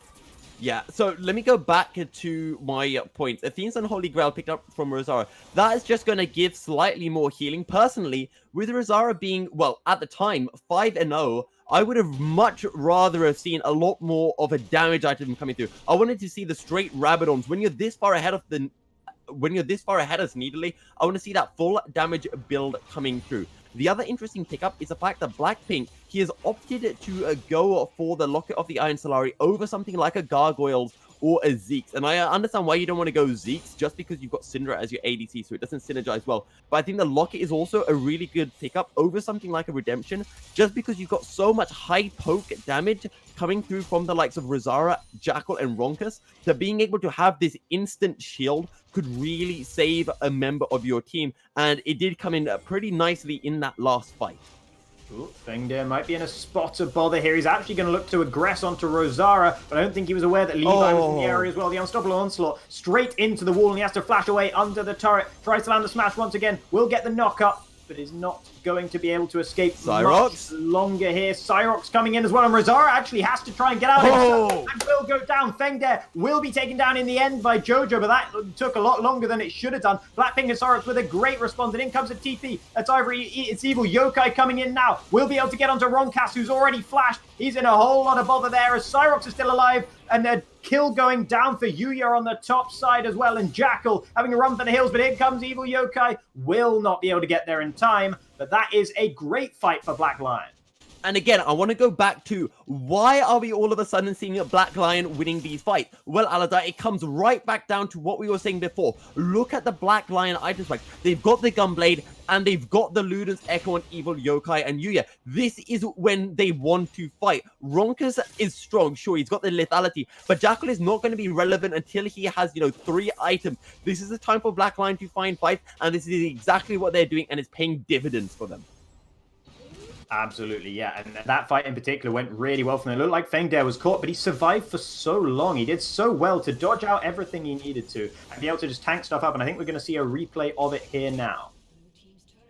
Yeah, so here we go. Fengdir gets caught out, and as they say, take away his train license. That was not nice. Although, at the end of the day, it became the ultimate bait and switcheroo. Now, Blackpink is coming down. Cyrox is here. He finds a lot of damage, but Rosara goes right into Blackpink, and look at that. The death sentence onto Levi. Blackpink knew that Rosara was already dead and changed focus onto Levi. It didn't get them the kill, but that's fine. Now, Cyrox almost gets taken down by Jojo as he eats the Haymaker, but there's just nowhere for Jojo to go. Yuya steps up, Unleash Power, picks up the kill, and now they can just look for more. Jackal will run for the hills, and Evil Yokai turns up but won't be able to get anything. 13 kills for 11, and Black Lion have the 1.5k goal lead. Ocean Drake is up as well, and pretty much all of the ultimates are back available for Black Lion, so they should have complete control over the bottom side river. And something of critical importance about that fight, Black Lion won it, but they also came out of it with only using one of their teleports, whereas Resolve actually used 2 of their teleports, or have 2 of their teleports on cooldown now, I should say. So actually, Black Lion had the advantage on that front as well, which is really nice considering they won the fight. Meanwhile, on the top side, Fengdir actually taking a bit of damage there from Jojo, but he's... Jackal just died. He just got deleted by Evil Yokai. Yeah, that's happened at the very bottom side of the map, and he has indeed just pretty much been solo killed. I can imagine exactly what that looked like. We've seen some sort of precludes to that a few times. And now in the middle lane here comes the Rift Herald as well. I think Black Lion should be able to take down the turret. Finally, the mid-outer goes down in the 21st minute. Oh, I say that. Oh, there we go. Okay, it does go. But I think So here we go. I think we're going to get a replay of what happened to Jackal. So Yokai coming out from no vision. Oh, Jackal's like, oh, wait, it's an Akali. Let me run. And Evil Yokai says, yeah, you're not getting out. And he doesn't even use everything. That is just disgusting. But again, it comes down to the fact that Black Lion, they have their item spikes now.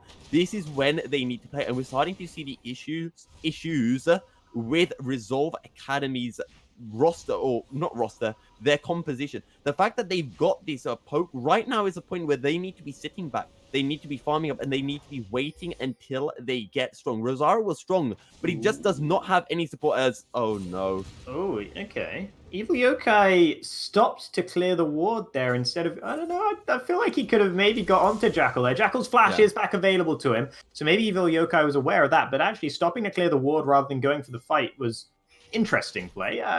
Shows a cool head, at least, perhaps. The issue this time for Evil Yokai is I don't think he had vision on where anyone else was from Resolve. So for all he knew, Rosara was heading up her top side, and he just risked potentially being caught out. And he does have a 400 shutdown gold, so 1-for-1 trades are no longer an option for the Akali.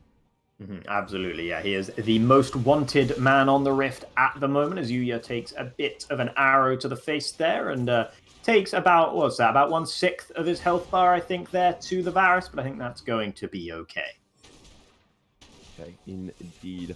Now, 14 kills to 11, 2k goldie, Black Lion. He can look for this Baron, but I don't think they really want to just yet. I think the focus for them right now should be to pick up these Ocean Drakes, go for that Ocean Soul, and maybe if you can find a couple of picks, then look towards the Baron. This game, at the moment, the way it's going, is really living up to our expectations. Yeah. These are two teams we thought were going to be really, really close going into it. We thought two of the strongest looking teams in the tournament thus far, and they are really, really going at it here, and it's really back and forth as well. Resolve won the first major fight in the end, the first major skirmish, but lost the Dragon, and since then it's been pretty back and forth with Black Lion coming out on top just about, but it's still just under 2,000 gold at the 23.5-minute mark here. Is Jojo chasing down Feng there at the moment, but he's a level down, and I don't think he's going to get through that Scion anytime soon. And we talked about how Feng Day, he just wants to sit in the side lane, he just wants to farm up. He is on a Scion. There is under no circumstances does he want to trade into Jojo, who's just got his power spike in this matchup of the Black Cleaver and the Blade of the Ruined King. Jojo is so strong right now. It's all about being able to find these picks for Black Lion and being able to either shut down Rosara or Ronkas. Absolutely. It looks like there's quite a lot of focus going on to the middle lane at the moment from both of the teams. And actually, Ronkas having to just get out of there a little bit sharpish as Blackpink looked like he was going to try and go for the hook and actually just took a whole lot of damage instead from that poke coming out of Resolve that we were expecting. And this is more like the sort of situation I've been expecting to see from Resolved Academy. This sort of just sieging the middle lane as best they can with all their poke abilities, and Varus sort of spamming arrow after arrow. Jackal actually not around, is taking, I think, blue buff at the moment in the jungle. But with the Nidalee as well, you'd expect to see some more projectiles flying towards Black Lion than perhaps there have been so far this game.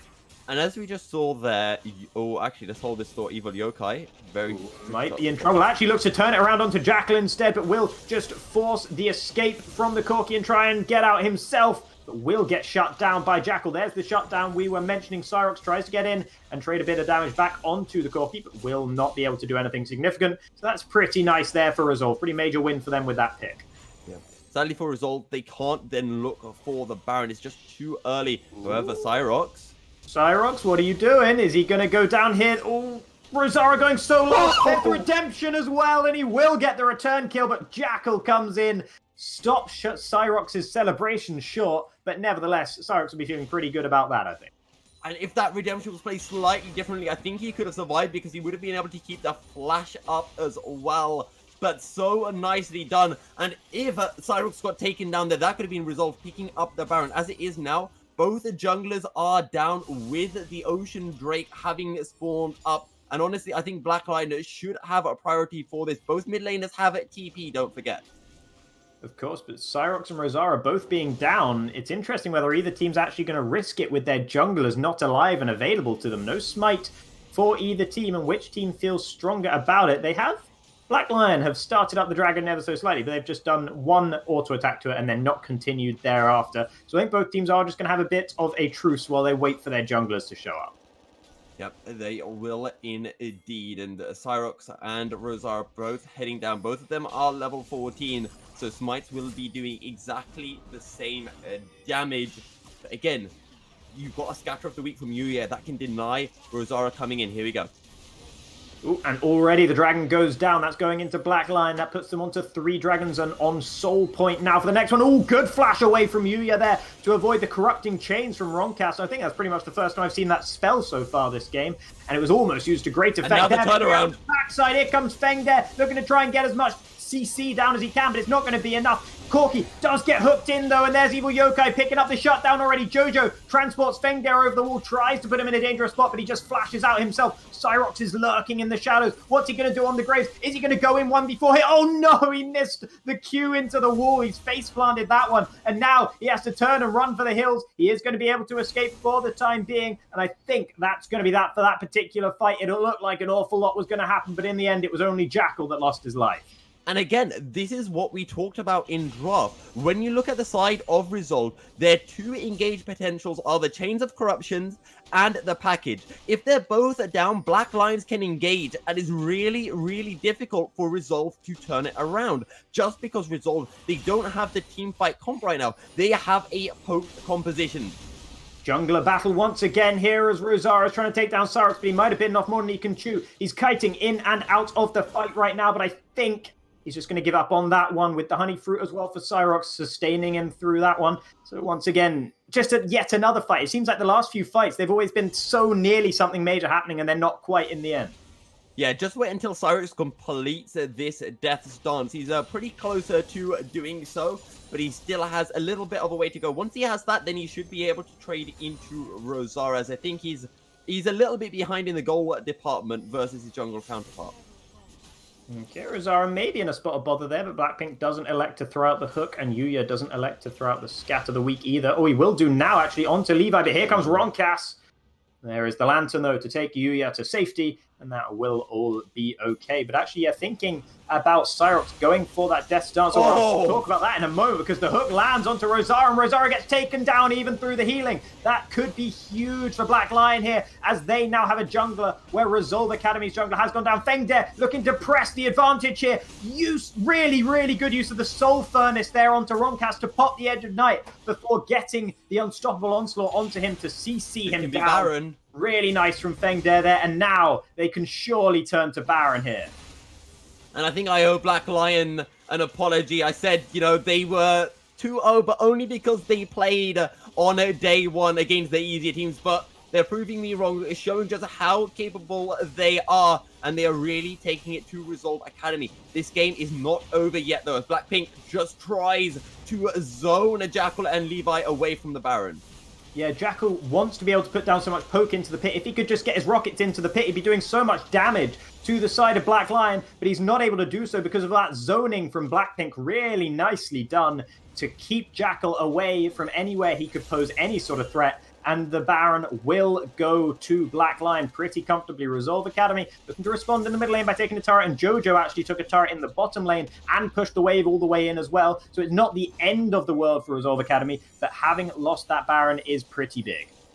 Yeah, and again, it comes back to what we were talking about before, the compositions from both sides. Resolve, they cannot take a fight until they poke Black Lion down. Once we get into that full-on 5v5 team fight, Blackpink and Yuya are just going to be so much bigger. And that's exactly what we see. Black Lions, they can take these 5v5 fights. They are ahead of Resolve. They are 3k gold up.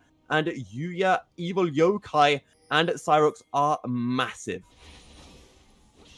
Okay, I think we're going to go into a replay of that last fight here. So here we go. Of course, there's the hook landing onto Rosara that started it all off. Just quickly, I want you to watch what Fengdare does here. Okay. And I think it just takes away, like, all of the health. And the shame here... Look at that. Oh, the W breaks the barrier, and then the collateral damage just picks up an easy kill. Beautifully done by Fengdare. I completely missed that. Well spotted there, Aladar. Thank you, thank you. Occasionally, I almost know something. But yeah, so back to the fight we go, or back to the game we go, I should say. And some sieging going now. In the middle lane, it's Black Lion this time doing the besiegement, though. And in the top side as well, they're going to be able to take down the inner turret in both the middle lane and the top lane as Evil Yokai is applying the pressure up there. Fengdare looking to do the same in the bottom lane, but that turret's looking a bit more healthy at the moment. Meanwhile, in the middle lane, Rosara's just been absolutely taken down by Yuya all of a sudden. We thought this would be the jungler show, but Rosara and Cyrox are having some iffy moments in this game thus far. And now there's a shutdown. It's Fengdare that's gone down all of a sudden. 3v1 in the bottom lane was too much for him to handle. Hook lands there onto Levi from Blackpink, but Cyrox is going to be forced away by Jackal. That package is amazing, and Blackpink goes down down as well. Yuya comes in, 1v4, but Jojo flashes forward, away from the damage, and will escape with his life. Evil Yokai now, he's the one to 1v4. He gets 2. Is it going to be 3 onto Jojo? It is. Jackal, surely it's going to be all 4 for Evil Yokai. No, the Foss Bomb takes him down in the end. Jackal survives when so often he didn't against Evil Yokai earlier in the game, and Resolve are going to be able to get the dragon. That was such a hectic fight, and it looked like it was so Resolve favored for so long, and then Evil Yokai almost turned it around, but it just wasn't quite to be. Evil Yokai saw his name in the papers and he went for the play. I think he'll get into the papers anyway with picking up 3 kills in a 1v4. But Black Lion, they just get too aggressive. You can't take fights unless you get the CC down. That's how they find the pick on Rosara. They land the Scatter of the Week, they get the kill, but then they take a fight 2v4 bottom side. If either Evil Yokai or Yuya is there at the start, they win, but they take a 2v4 and it will not go your way. Black Lion getting just too greedy there, and that if Resolve Academy win this game, Black Lion will be looking at that play. Yeah, absolutely. And this is such a hectic game, and I'm loving this game so much. It's really holding up to our expectations, I think, here. And while there have been a lot of very, very good plays, like we'd expect from these teams, there have been a few pretty suspect ones as well. They haven't looked perfect and clean like we've been seeing out of Sparks in their games thus far this split. So actually, if you're Spark and you're looking at this, you're feeling pretty good if this is your main competition. But right now, Fengdare onto Rosara once again. Rosara has been the standout player for Resolve Academy, but it's all going wrong for him in the second half of this game. Blackpink hook lands, but it's blocked by the Edge of Night there for Rosara. Jojo onto the backside. Once again, though, the ult can only find Fengdare, but look at all the damage coming out of the Corki here. Right now, there's so much going on. Jojo will go down in the end, and not enough sustained damage from Resolve Academy to take down the likes of Evil Yokai, who's still got so much health. Onto Ronkas, somehow misses there, though, doesn't get the damage down onto the Varus that time, and Ronkas will live another day because of it. Here comes a teleport as well. This could compound it. This could be the end here for Black Lions as they're pushing down the middle lane. Fengdare is back and at full HP. That's not a sight you want to see if you're Resolve Academy, but they are just going to take a sensible pill and back away for now. Yep, and again, it is Rosara who is getting caught out. He's trying to step up, trying to find the aggressive point. But if the observers could just highlight the vision, there is no vision for Resolve at the moment. Evil Yokai, though. Evil Yokai going very low once again. Jackal has some scores to settle from earlier in the game. He's already settled one recently, taking down Evil Yokai and preventing the 1v4 Quadra. But, there you go. Yeah, there you go. There's your vision for you. Oh, sorry. That's not their vision. That's their no vision. They don't see anything in the jungle. And Black Lion are using that fantastically to be able to spot out Rosara. And again, to be able to find these picks. Resolve have no way of denying the engage from Black Lion, and they are using that beautifully. I don't even think I'm going a little bit too far when I say I want to see Rosara pick up the Banshee's Veil, just because it's going to help him from getting caught out. And I really hate this Athene's Unholy Grail pickup that he has gone for here. Yeah, there have been some pretty meaty self-heals coming through, but yeah, I think we're probably going to head to a replay once again. And there's the vision you were mentioning, and Rosara just had no idea. Yeah. And it's just so easy right now for Black Lion to find these picks. And again, I just want to highlight something else that I've been seeing a couple of times, and I guess this is the kind of LS school of thought, but Jojo goes in, but just look at that redemption, just saves the Black Pink and Fengdare, and then they just run down the rest of Resolve, and there's nothing they can do, because again, Resolve are a poke composition. They do not win the team fights. Yeah, and we've already seen what Evil Yokai can do in a 1v4 situation. If you're damaging people, if you're using a lot of your burst damage early on in the fight, you absolutely must hit Evil Yokai with it. If not, he's just going to run you down as soon as you've taken all the other members of his team low, because he doesn't care. He can just 1v4, as he's already shown. Okay, so the win condition right now for Resolve is a look at Jackal. He is a practically full build. He is the way for Resolve to get back into this. Resolve need to have, and again, it's counterintuitive compared to what I've just said, but Resolve, they need to have these longer fights where Jackal can sit behind and Levi can just heal him up, give him movement speeds, allow him to kite, and if anyone goes anywhere near Jackal, Jojo just suplexes them away. That is how Resolve win these fights. So next fight, keep an eye on Jackal and see what he is able to do. Be interesting to see whether Jojo goes for that, because a lot of what we've been seeing Jojo doing is getting into the backlines and using that ultimate onto Fengdir and trying to just get a big chunk of damage down. But interestingly, you mentioned maybe using it for peel for his sort of poke backline. That might be a more sensible usage of it. We'll have to see whether he's able to adapt in these coming fights to that, or whether he's just going to look for the sort of wombo play, but without any sort of follow-up from the rest of his team. And again, it comes down to identifying who is the win condition for your team. No offense, Jojo, you are not winning this for Resolve. No offense, Roncast, you're a poke virus. You're not going to win this late game. It's on Jackal and Rosara. Those are the people you need to be peeling for. Those are the people you need to be supporting as we get what could be the Ocean Soul onto the Rift. Yeah, and the Mantrid E there for Karma, showing some intent and forcing Cyrox away over the wall, forcing him just to be a little bit further. In comes Jojo once again. Jojo going aggressive once again, but he's so low already. Does take Fengdir back towards his team. I don't think he even wanted to do that at all. In comes Fengdir. There's one kill onto Jojo, and look how tanky he is. The poke isn't getting through him quickly enough. Blackpink following forward. Hook doesn't land onto Levi, but Blackpink's going to be okay regardless. There is Ocean Soul for Black Lion, and Evil Yokai is in now all of a sudden, taking down Roncast onto Jackal. Jackal, the last bastion for his team. Are they going to chase him down? No, they're just going to TP into the base instead. Yuya will chase him down. The scatter of the week lands, and that is the scatter of the week as the shutdown comes through. It's the ace for Black Lion, a clean ace to finish off what has not been a clean game by any means, but they will take it nevertheless, as Evil Yokai is fittingly the one to start taking down the Nexus turret. Evil Yokai has played so well today, but Black Lion, wow, what a performance. Yeah, huge. And I don't know who we're going to call the MVP for in this game, because it's been a really good team performance from so many of them. Blackpink honestly had some really, really nice fights on that Thresh in particular. Yuya was pretty faultless, and Fengdir had some really, really clean plays as well. So there's been so many different moments, and that game went on for so long and had so many different fights that everyone had a bit of a chance to shine. Yeah, and again, like for me, it's Evil Yokai, but I was just wondering before we do hand over to interviews, if we could take a replay of that last fight, because I want you to look at Jackal and look at his positioning. He's not in the fight, and then he uses the package. Package is so huge in the fight, but he uses it defensively to try to keep a Black Lion away from fully engaging on to Resolve.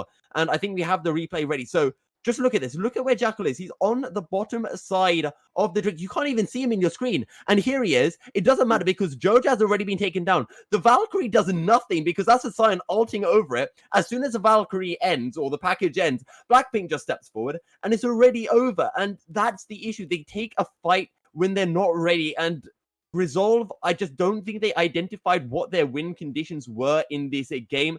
And as a result, they misplayed. A Black Lion knew exactly what they had to do. They built around it perfectly. I could also mention, if you look at Rosara's build, he's gonna avoid stuff. But if you look at the items that Black Lion have picked up, there are 2 magic resist items. One of them's the Death Dance from Cyrox, and the other one is the Locket of the Iron Solari for Blackpink. There are no other magic resist items. If that was, for example, if instead of having the Void Staff, he had a Banshee's Veil, all of a sudden he doesn't get caught out as much. If he has a Rabadon's Death Cut, all of a sudden those times where he got taken down, he might have been able to make that a 1-for-1.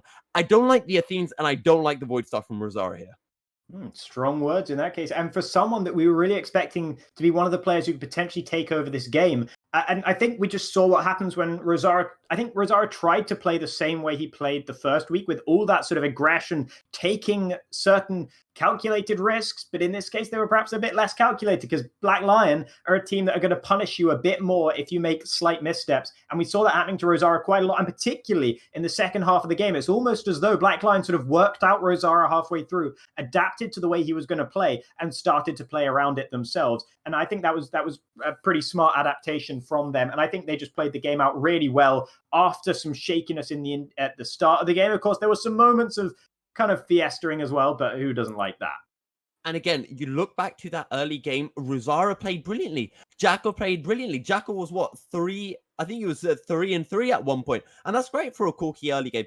But again, after Rosario got ahead, he wasn't able to do anything. And we talked about this. This is a pick composition, somewhat catch composition, but there is only one real way of starting a fight from Resolve, and that's the Chains of Corruption. But you look at the side of Black Lions, they had so many ways to disengage and then turn the fight back around. They can land CC onto Ronkas, onto Jackal, Rosario, whoever they want, and then they find picks. They have so much burst damage. Black Lion, incredible draft and incredibly well executed game. Yeah, and I mean, that poke comp from Resolve, I mentioned it at one point, but I never saw a moment where they were just sitting there poking. And that's the sort of thing you maybe expect. At some point, you expect to have the 3 poke champions mid and have them just sitting there poking away at Evil Yokai, Yuya, whoever's trying to clear the waves in the middle lane and forcing them away. I mean, Black Lion's wave clear without Yuya there, that's not very good wave clear in general. Cyrus can do a bit, Fengdare can do a bit, but it's not great either. So I'd have liked to see a bit more sort of protracted sieges in the middle lane, perhaps, from them as well. Yeah, and to be honest, this is kind of more my opinion than anything else, but I just don't like poke compositions. Sure, if you can execute them perfectly, it's great, but you need to get so far ahead, and they didn't get the lead onto the most crucial member, onto the member who does the most poke damage, which is Ronkas. Yuya was able to get ahead of him out of that early game, and that's all that mattered. Now, all of a sudden, your entire composition falls apart. Yeah, and I don't think another thing I want to mention is that the Karma pick I didn't notice Levi very much at all during that game. I noticed Blackpink a lot more, and I think that's just the agency the pick affords you. And the sort of Karma is generally a bit more, I mean, it's a very supportive support. You don't really see huge plays coming out of a Karma, but I felt like Levi just wasn't able to make that pick work quite that well this game. Yeah, and to be honest, that's just the way the game went, and Black Lions showing just how strong they are. And honestly, I can't wait for when Black Lions have to play Sparks. Both of these teams beating Resolve, and it feels kind of narrow, but it was 2 great games, 2 well-executed games. When those 2 teams face, that is going to be the match of the weekend. Absolutely. And I think we are now ready to head over to your second interview of the day. Rook will be taking it, and it will be with Black Lions mid laner and almost 1v4 quadra superhero Evil Yokai. It's with the coach from sorry, Black never Lions. mind. It's the coach after all. My mistake. Hello, everyone, and welcome to the post-match interview for the second match of the day between Resolved Academy and Black Lions. And joining me is the coach of the winning team, obviously, Shayrek from Black Lions. Hello. Hi, Shayrek. I have a couple of questions. I was really impressed, at least initially, by Brazzara's Nidalee. Did you know that they have such an early game focus? And if so, how did you really prepare for that? I think Resolved's draft are really good. Like, I watched their matches last week, obviously, and they play a really good style. Like, it's not like you can pin them down to one style of play, like with other teams in the league. So it was really hard to prepare for them, especially having seen only 2 games. But, like, as I saw the Lee Sin last week, it was completely devastating to the enemy team, so we just needed to ban that out, and they have like a couple of kind of OTPs, like they can obviously play more in this, like if they're this high, but still, like if you ban out the best champions, they seem to struggle a little, but I was really surprised by how good his Nidalee was.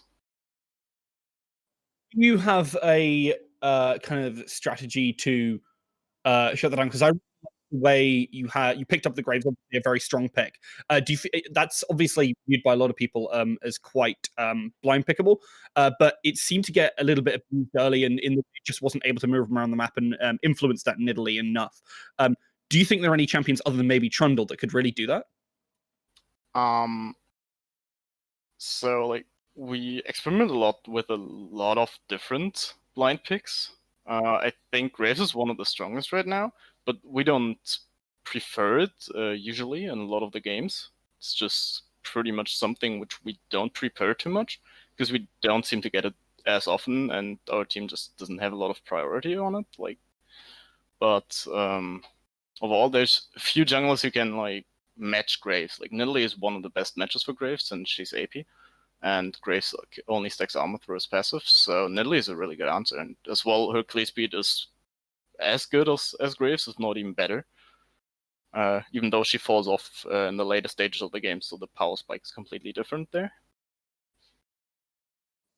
Awesome. So actually, your team set up aggressively around some picks and trying to at least deny some vision, especially in the earlier part of the game. Your vision kind of fell off a little bit towards the late. But is that something you've been really looking for to set up with these assassin picks? Yeah, it's really funny. Like, we've not preparing a lot of assassins picks. It's just we usually tend to give Evil Joker a last pick, and then I kind of tell him what his pick needs to fulfill. If I don't have like a specific pick in mind, and he's like, "Oh, that's really good." So he just said Akali here because he was like, "Yeah, I can completely run over the enemy team with it," and I just trust him in that. So sorry. Yeah, I was going to say, is that the key part to kind of bringing down a very poke-centric comp that Resolved Academy brought out here? Against a poke specific comp, you need to have a lot of engage and like which we brought through Scion and Thresh kind of, and well Syndra somewhat. And then if Akali is in the right position, she can just completely devastate the whole enemy comp there. Yeah, I mean, I was actually really impressed with Blackpink on that Thresh. Is that something that Blackpink has been playing a lot of? Oh, it's funny. Like we were just talking post game. He was like, "Yeah, sorry, I had such an off game because he like missed so many hooks," which he obviously didn't see on screen. But he was really not happy with his performance today. But especially like the level 2 hook you saw, like which was... Oh yeah, okay, that was. I will admit that was pretty bad. I forgot about that one. I kind of had that positive bias for the rest of it. Yeah, but otherwise, like Thresh is, I think one of his like he likes to play the champion. So and it's obviously a really good blind pick, and it's really good into Varus and Karma as well. So yeah, it's just a pretty nice pick there. On a follow-up to that, just kind of finish things up, about the Karma, how do you feel about Karma in the current meta? Because it's been popping up in a lot of games, and it seems kind of oppressive. Yeah, it's really oppressive early game. It's like the standard enchanter. So, but the focus is not towards late game, it's towards early game and a lot of pokes, so you need to have like a good answer to it. Right now, like you can either play like engage into it, which kind of can snowball her, but if you don't snowball, you just get outscaled by the Karma since it's an enchanter. Then the other option is to go with like a healing centric support, which just pretty much heals you back up and outscales the Karma. So there's like you can expose her, but in early game is really oppressive. Certainly is, but you managed to make it through that rocky early game after some fantastic stuff from Rosara, and did manage to show us actually some really, really awesome stuff. Evil Yoke, obviously, with that 3K against 4 whole players on his own. But you did eventually manage to pick up that win in a pretty emphatic fashion. So thank you all. Sorry, thank you for joining me on this interview, and congratulations for picking up your win. Thank you. See you. We'll be playing next game as well, so keep tuned in.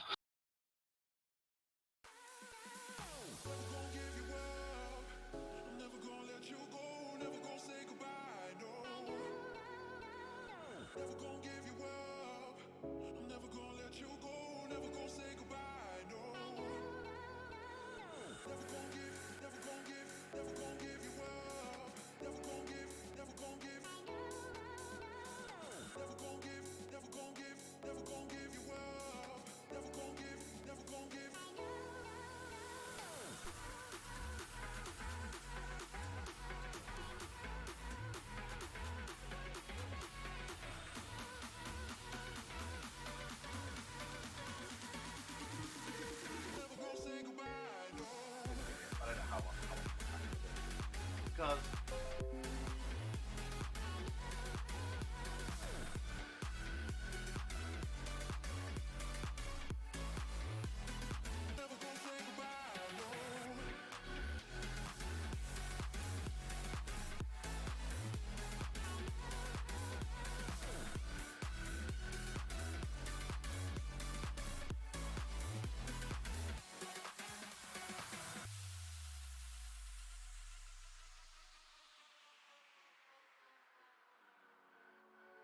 Never gonna give you up. gonna let you go, never gonna say goodbye, no. Never gonna give you up. I'm never gonna let you go, never gonna say goodbye, no. Never gonna give, never gonna give, never gonna give you up. Never gonna give, never gonna give. Never gonna give, never gonna give, never gonna give you up. Never gonna give, never gonna give. Never gonna give, never gonna give you up. Never gonna give, never gonna give, never gonna give you up. Never gonna give.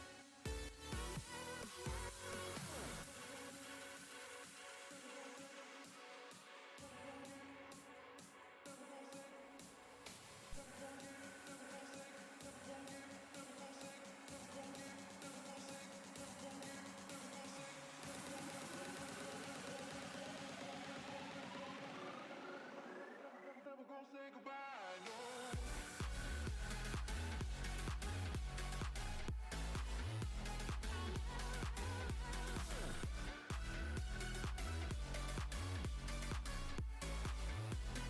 Never gonna say goodbye, no.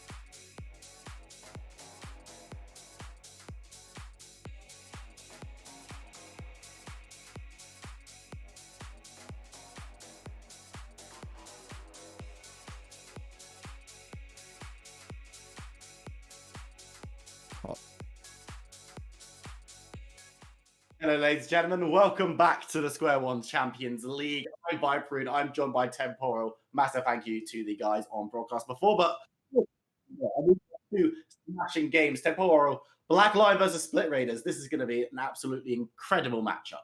Definitely, Black Lion have come out swinging so far, as we saw in that Resolve game. Currently undefeated. Split Raiders are looking a bit more middle of the pack than last season, but they shouldn't be too worried about the depths of the table just yet. Instead, they're going to look to try and pick up some wins, get back in there, sort of, muddle around. No one's in a rush. We're on to picks and bans already. No, well, we're clearly in a rush. We're getting straight into it. You've got Split Raiders on the blue side 2-1 currently, with Black Lion 3-0 yet to drop a game. And Black Lion, a team that I always favoured last split. I always had a lot of praise for them, even when they were not doing so amazingly. And already proving that my praise was correct. They just needed a new roster. Just the small thing that, changing. I mean, Cyrox and Evil Yokai are still there, and they were the two that I praised probably the highest. So it's prophetic in some you ways. called it then. I called it. Clearly, I'm writing the script for Square One the whole time. Spoiler: Lions Crew's gonna win. It's just off camera. I can't show you guys, but I've got my second monitor. There is some serious twists going on. Oh, it's gonna be incredible. It's gonna be incredible. But the bans have all gone through now. We've got Vladimir Kog'Maw and Wukong being banned away by Black Lion, with Karthus, Akali, and Sion being taken away from Split Raiders. All right, this is just comfort. There's meta's out the window. These strategies don't make much sense to me. Bans are very wide. Like, none of the match lanes except a potential Vladimir Wukong setup. B1 is completely open. R1 and 2 are going to be incredible.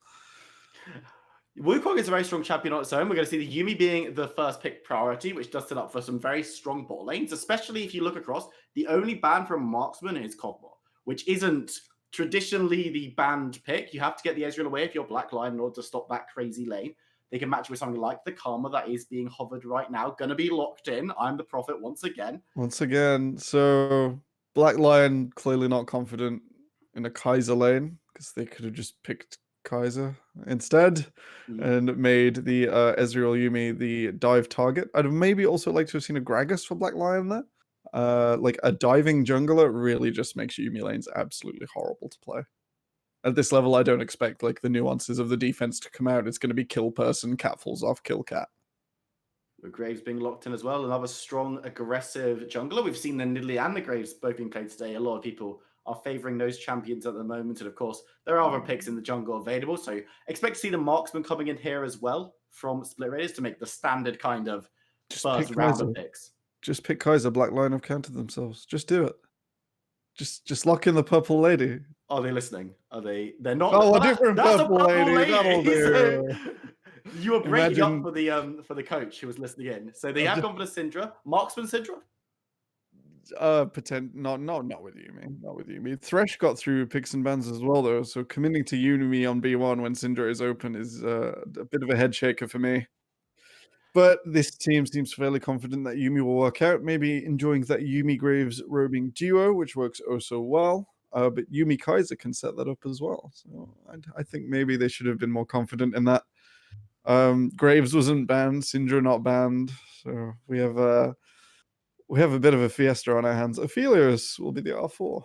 Yeah, taking that one away. Crazy to see that being banned away in second rotation. Usually it's on the map or already banned away, but going to be taken away. Of course, Kaiser could be the other ban here. Varus still on the table as well, so strong marksman champions. But the Gragas was picked up by Black Lion, so they've been listening to you. Yeah, they know what's coming. They're just banning Aphelios. Aphelios Yuumi isn't really a lane either. I'm so confused. I'm sitting here looking at the last ban, Kled and Jax and the Yasuo. That's what I was going to bring up. The fact that Evo Yoko's Yasuo was available up until that point. Gragas in the jungle as well. So there's already knock-up assistance, but it doesn't matter. He's been taken off the table. Black Lion going to be looking towards their mid or top laner. You've got to imagine it'll probably be Fengder's top laner because they really love playing around Evo Yokai. Definitely. The Flex still available. That R5 can be oh so strong. I didn't think Malphite was going to quite come through here. I think we're going to see Set flexed in 3 lanes as well. Classic. I love the fact that there are just so many champions that can just be played anywhere. It makes our job so much easier. I We can definitely discuss where everything's meant to go because we know exactly where everything's meant to go. But it does make things interesting. Of course, we are looking towards Electric and Bonakai on Split Raiders, seeing if they're going to be locking in a marksman or a mid laner, as well as the So top lane pick. let's assume Split Raiders play everything. You lock in Kaiser and you lock in Okay. a weak side top laner, and you have Exodia in your hands. What if Instead, you I lock in think Sivir? then I start to question my existence. It's not that that isn't maybe what they like playing, but the strength was really there. It really was there.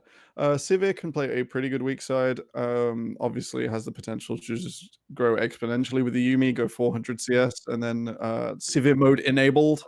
She sort of like dons the Wonder Woman cape, and that's it. No hope. Mow you down 1v5. We're gonna see Renekton instead. Does counter set in that top lane, but of course can be flexed away here.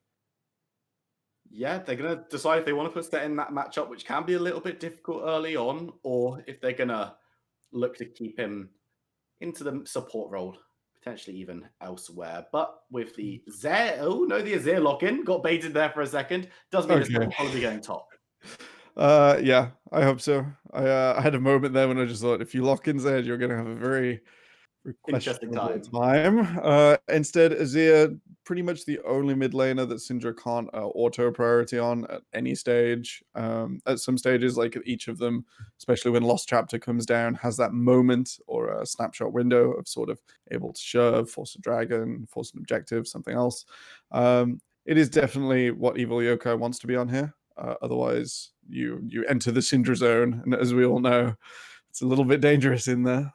It's quite a painful zone to be in, especially for some of the squishier champions. But now that we've got everyone lined up and in the kind of roles that they're going to be playing, and we've got the ordering of champions, what are you expecting from this game in terms of general strategy from these two teams? Okay, Split Raiders have to identify that their top side is strong, can be played as a weak side, so low economy. But on his own, that Renekton's going to have a fine time into set. The Gragas may have to allocate time he would not otherwise want to there. Saintsu should be able to bully Cyrox in this jungle. Gragas versus Graves is a horrendous matchup for Gragas. You're essentially going to 30 minutes and saying my cooldowns will really help. But in the meantime, I will not 1v1 the scary man with the gun, which is pretty understandable. To keep it like sort of left to right, straight matchups, the Syndra has an okay time into Azir. It's not true Syndra mode where like she's going to bully, she's going to like play through this. Why wasn't she banned? Instead, it'll be Azir looking for those moments where he will matter more, trying not to get executed, trying to have those careful resets. Sivir versus Ezreal is something I've not watched since 2013. I'll be honest. It's an old school pickup, Sivir, especially. Old Ezreal, of school, course, yeah. very popular, but definitely a more electrical style of champion. We haven't seen him play too much of the like Kai'Sa, stuff like that. Even stuff like the Varus is not necessarily in his wheelhouse. I always think Electrigord. I think of these high attack speed champions that kind of do just mow you down in the later stages, and Sivir is in that wheelhouse. And with the Yuumi on her as well, she's going to be a very fast mount for this Yuumi, especially going into the later stages with that ultimate. Definitely. I can only imagine what a super speedy Lost Chapter looks like. It's not an enjoyable experience, truly. Blackpink should be able to help out in this bot lane, especially. So Yuumi lanes don't clear the wave truly, and Sivir has to expend a lot of resources to do so. Karma does not have to expend many resources to just delete 3 minions from the wave and then push those last 3 out nice and quickly. Of course, I don't expect to see these lanes sort of carry on forever. Instead, we're going to have to see some roving units. I think the Yuumi Graves has a fantastic invade onto Gragas at nearly every stage. Sort of expect to see that at level 4, maybe generate some advantage, try and get Flamey into lane with that Lost Chapter and onto a dragon as quickly as possible and accelerate the game through there. On the converse, Black Lion has to look for mistakes. They have a good comp to punish them, but they have to have that burden of execution, of identifying, making sure that, like, if Cyrox misses an ult, a champion with an already rough matchup is now even less of a champion. And that can be problematic. They put themselves in a position where they could get punished very, very easily with these pickups. But talking about the Graves Yuumi kind of roaming Death Squad, the 2-man unit that is going to go around and cause some issues, does that mean we're going to see early plays from Graves going towards that bottom side, if nothing else, just to pick up his little friend? So with the triple teleport, especially, Sivir can reset at some less standard times, Okay. and then sort of drop Yumi off at daycare with the man with the shotgun, and then like if the Yumi didn't have to reset, of course her gold numbers don't quite line up with Sivir. I don't think we're going to see Manamune Sivir. I think that's a bit too five head, but I think we're going to see something a little different. So obviously she will struggle until like BF sword comes through, or with like an unusual cull buy, and that'll allow the Yumi to maybe get out of the lane where otherwise we wouldn't expect it. That's interesting. It's going to be exciting to see how they utilize this Yumi pickup. Of course, first pick, so they definitely wanted this champion and were willing to give up a lot of powerful pickups, especially when both of these teams, as you said in Champ Select, didn't ban away. They banned away comfort. They didn't ban away stuff that's completely meta. Yes, stuff like the Wukong is being played quite a lot, so it's a strong champion. But everything else is kind of, you banned Flamey's Vladimir because he did really well in the first game of the day. You banned away the Cogmore because you don't want to see Electric Gold on that, right? And on the flip side, you bag away Fengdare's Scion. And it does mean that they've put a lot of onus on getting this bot lane support pickup and have kind of sacrificed a lot of the stronger marksmen to do it. So Sivir returns to the Rift. It's going to be interesting to see how she does. Definitely. We'll have to see the incredible burden of execution here. Both bot lanes and definitely Black Lion's greater composition will either be really, really flashy and a great time for us, or an unfortunate slip and slide into Pool Party Syndra's beach holiday with all the money in the world. I can see both of these happening so much, and it's really going to be in that mid game to try and keep the tempo going. Otherwise, slip and slide. It's always good to see that both teams could, like, looking at compositions and say, well, both teams you can see coming out on top of the game. Because if there's a game where one team comp is much, much stronger than the other, like significantly so, it can be kind of sad to say, like, okay, well, this team's going to win unless they mess up, right? But both of these teams do have a real good chance. And both of these teams have been showing up so well in Square One so far. Yes, this is only the fourth game for both of these teams. But so far, Black Lion undefeated, Split Raiders 2-1. Both teams really looking to stamp their authority on the top half of the table. Definitely. We sort of talk about it as high playoffs, low playoffs, and the group at the bottom who were sort of scratching to try and get in there. I think Black Lion were not predicted by everyone to sort of be shooting off to superstardom and not losing a single game. So it's nice to see them sort of comfortably lead that top of the group. Top of the standings group. Split Raiders, we expected great things from, and I've only taken one loss, so maybe I shouldn't like instantly ding them in that middle of the table role. Yeah. But even their victories weren't always super convincing. And even though we've been disappointed by teams like Resolve, I think it's going to be their wins against each other throughout the rest of the main season that will really determine these standings. Yeah, playing against teams around you that are expected to be in that top half, in that playoff kind of scrap, is always the showing. Because yes, you can come in and say, look, I've got 3 wins, or look, I've got this many wins. But if they're against teams that haven't really shown up, or against teams with subs or have had issues and are very early into the split, then coming into playoffs, you might be in trouble. Because in the playoffs, you're going to be playing against the teams that are around you. And this could be one of the first indications of a match where both of these teams currently on current form, on current standings, would be getting into those areas, and going to be interested to see how they perform against one another. We're hoping to be loading onto Rift pretty shortly, ladies and gentlemen, for this massive match between Split Raiders and Black Lion. But final thoughts on the draft before we jump into the game? Split Raiders nearly exodied and opted into Sivir, so maybe their Sivir is super spicy. We'll have to see what's in the kitchen. Black Lion, very heavy execution, nice flexes, but unfortunately, maybe not the right times I would have liked them, as they have largely been punished by the Split Raiders. Okay, so we've got a bit of a pause, ladies and gentlemen. Classic Square One stuff, but hopefully we'll be resolving this one very soon. You can now see that we do, in fact, have Split Raiders on the blue side, Black Lion on the red side. It's a Split Raiders side issue that has caused the pause, but we'll keep you updated as and when we know more about that one. But Temporal, while we're here, while we're in Champ Select, you can see the masteries basically is the big one. Definitely. Those keystones. Anything that stands out to you there? Lethal Tempo Sivir is very, very confident. Very confident that this game will be going to 40 minutes. She'll have a million CS, full item build, and just run someone down. I think letting the Ezreal through that part of the game without a fleet footwork, or maybe a different rune choice. I've seen Conqueror and press the attack, even Comet. And Sivir is sort of one of these picks where, you know, like when we see Ezreal, we know it's going to be Conqueror. When we see Varus, it's always going to be Comet for the mage build, essentially. Like Sivir doesn't have this evolved, developed game state, so you can sort of get away with what you want and your comfort. I think Electric God might be giving up a little bit too much here in the early game. We see the standard Yuumi, no spellbook shenanigans here today.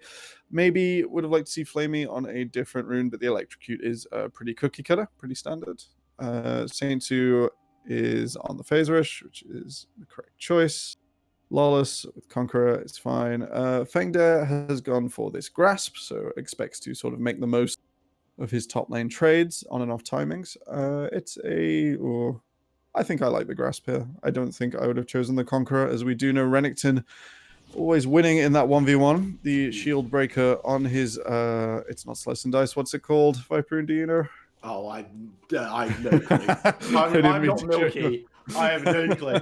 The abilities are either some ultimates, which I can tell you, like Renekton's ultimate is called Dominus, or fun words that sound similar or look like the ability. Sand Soldiers. Sand Soldiers, Streamer Shuffle, you know, Big Man Barrel. with Gun. It's all. I like a big barrel. We've seen, so I'll wrap up on my runes. Evil Yokai has gone in for the lethal tempo. It is one of the 3 runes we see. I think it's maybe a little greedy and a little late game so playing into that Syndra again, which is kind of ignorant. Instead, I think the Hail of Blades was a better cookie cutter if we expect to be fighting against Saint Sue a lot in these small skirmishes, or otherwise Comet makes your damage stick a little bit better against that Syndra, as the long trading patterns normally interrupted by a Scat of the Week. Blackpink, and you have done pretty much what I expect them to do. Yeah, very standard stuff in the support role. But we are now on to the Rift, ladies and gentlemen. Split Raiders on the blue side, Black Lion on the red. Both of these teams looking to stamp authority coming out of week 2 with with a strong record. Split Raiders already lost a match.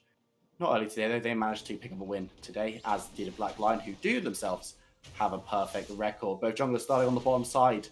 What do we expect to see in terms of early game presence and pressure from these 2 junglers? So I'm a bit disappointed with the vision checks at level 1. If Saint 2 starts at his blue buff here, he invades red and can nearly kill Gragas on his own. And like, there is no way Gragas secures that buff without Fengdare, who we do expect to be pushed in and losing this lane at this stage, assisting. So maybe a missed opportunity here from the Split Raiders. Instead, just layering on the more, I don't want to say relaxed comfort, but like they know these champions are going to do the job, so why force the issue? Whereas the issue can quite easily be forced.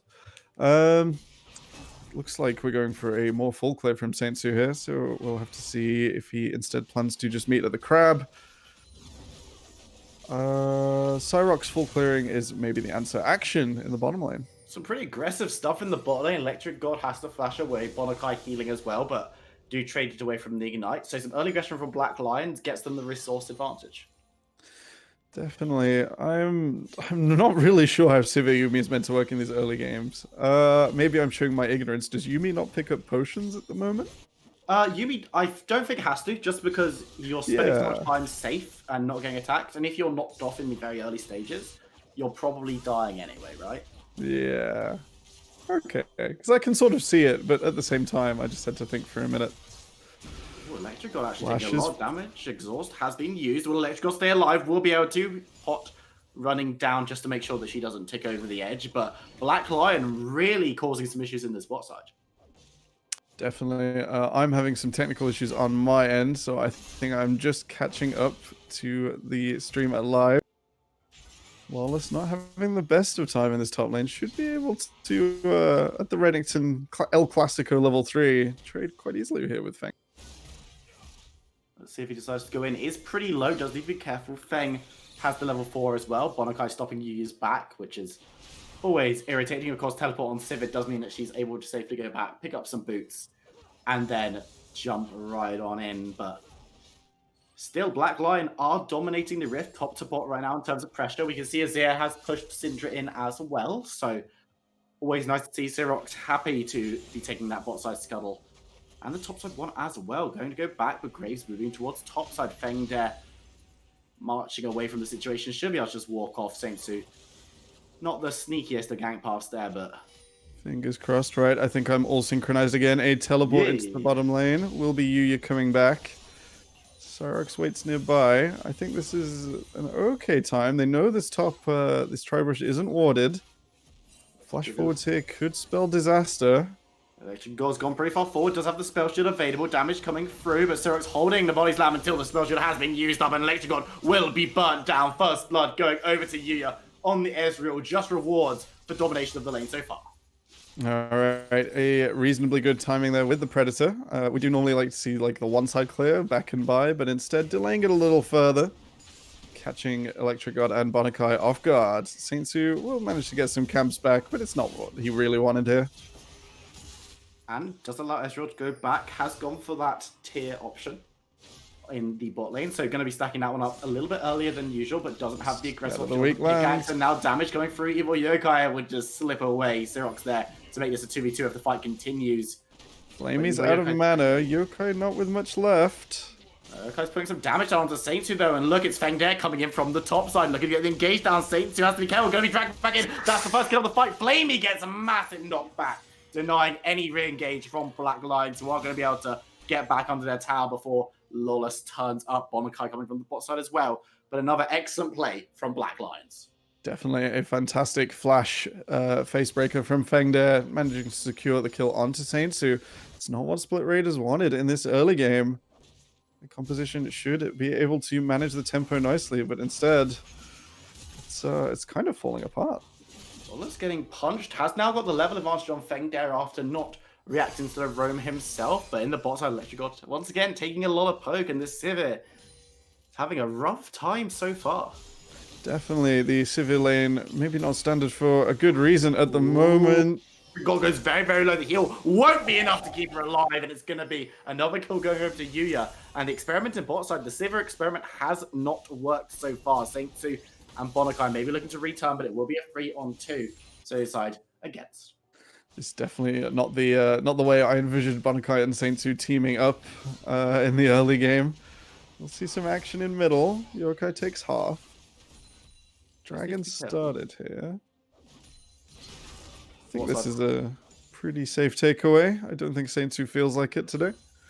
No, I don't think he wants to be engaging into multiple members of Black Lion, which does secure them the Ocean Drake first one on the Rift. It's going to be Infernal second up, meaning that we're going to have a Mountain or a Cloud Soul when we get to that one, which will always be a couple of interesting dragons, very, very different, but always nice to have a bit of variety on the Rift. Definitely. So we haven't casted together before, and you haven't seen my reactions to Ocean Drake. Oh, scat of the week. Just not able to walk away. Very low. Does need to be careful. Flammy could look for some kind of dive, but there's no one to assist him, and Evil Yokai decides against staying for any more of those minions going back and going. No, actually does stay, does get stunned up, needs to be careful, but Blackpink is moving in, and this could have all been a bait. But it looks like a lot of respect being given by Flammy in that mid lane. Not going to be drawn in. Not going to be drawn in. I'm unfortunately having some synchronization issues again. I think I'm all caught up now. We'll see Saintsu scan away the ward. The Ocean Dragon here for Ezreal in the early game, so useful. This, like, especially for Azir as well. This is kind of what these champions need to get through the early, which was condition already, but it's already going so well for them here. Already surviving the early game pretty effectively, and any boons to that is going to be greatly accepted and appreciated by Black Lion. Of course, now have swapped up to the top side because Rift Herald is the objective on the map. Saintsu is looking towards the area, but will be caught out. A lot of damage going through, going to get rooted up, and Syrox is there as well. For the body slam, for the damage, Yuya picks up another, and this time Bonakai doesn't escape. Going to be the double kill going over the Ezreal. 4 kills in 8.5 minutes for the Black Lion marksman as they turn onto the Rift Herald. I thought Ezreal's early game was meant to be the stuff of terror. Instead, we... Well, it is terror for one team. Yeah, it's going the other way today. It's his show of horrors. A unfortunate one for Saintsu. Maybe didn't realize that all the members of Black Lion were ready and waiting. Empress Divide, unfortunately, going wide in middle. Not able to secure the engage that maybe they wanted, but can secure the Rift Herald, which is now in Syrox's back pocket. Going to be moving away from Saintsu and Bonakai, who once again, as you said, in Champ Select, on that roaming squad. Not been very successful with it so far. I've been unable to pick up a kill or objective on the map, but gonna have to pick that one up pretty smoothly, otherwise it could be a disaster. Pretty soon Cyrox is just going to get out of range. Something I didn't expect to say at all after that draft is Gragas gets out range of Graves and can just force the 1v1 to go however he wants. Talking of out of range, the Bramble Vest start finished up here for Fengder does mean that these 1v1s will get a little harder. To see what Lawless chooses to do. There is potential for rotation back round here. Zero should be able to just get away from Saint soon. Yeah. Just sliding out the back of the pit, no worries, gets the quicker recall as well, and you can see now Blackline have moved back down towards that bot side. It should be answered pretty quickly by Split Raiders, who are sending Sivir back as well, but does give Ezreal and Karma a little bit of time alone just to shove in that wave. Definitely. I wonder if the solo XP will truly matter here for the Electric Guard as we come towards that Sivir 5 points in Q power spike, which we all know and love from back in the day. Unfortunately, still behind Yuya at this stage. But we'll have to see if that translates into anything. The Cull double longsword, not the buy she wanted. Lamey just dancing around the Scud of the Week. Predator popped. Xerox coming in, but Bonakai and Saint2 are there. So there's a 2v3, but that's a big knockup coming in from the Gragas. Looking for the damage, and there's a load loaded out onto Split Raiders. Evil Yokai looking to get one more attack. Flamey is very low. Bonakai has to dive away on the Yuumi. But looking to re-engage. Xerox gets knocked back. So much damage coming in onto the Cinder, but she will stay alive. And the heal, remember, from Yuumi is available. The cast won't land, and Evil Yokai needs to be careful, sliding away from the damage. Not the end of the line just yet. But Black Lion unable to drive their own train. 20 kills in that fight. Ends with no one dying and everyone escaping.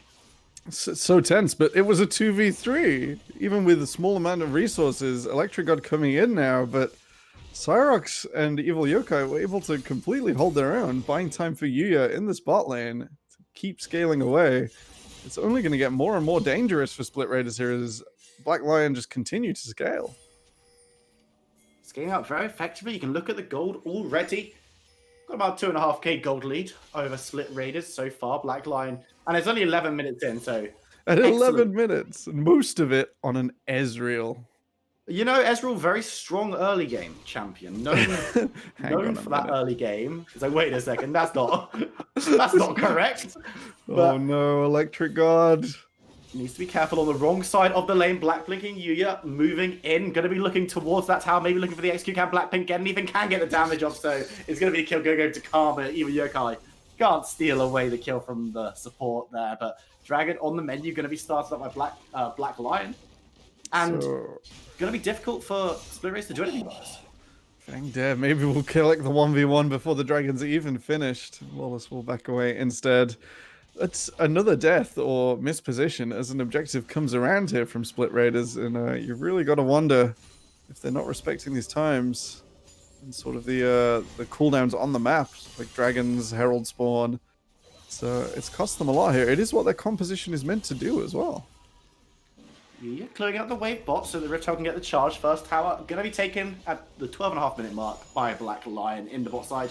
Going to be able to take out the Riptail before it gets any more damage onto any objectives, but Fengday given time in the top lane to do the same, and so much plate gold going to be going over to this Black Lion lineup. And as you say, Ezreal's got the lion's share of the gold lead right now. For the rest of Black Lion, they're definitely pitching in. The Iceborne Gauntlet's already finished. It's 13 minutes. That's it's a bit unusual, I think.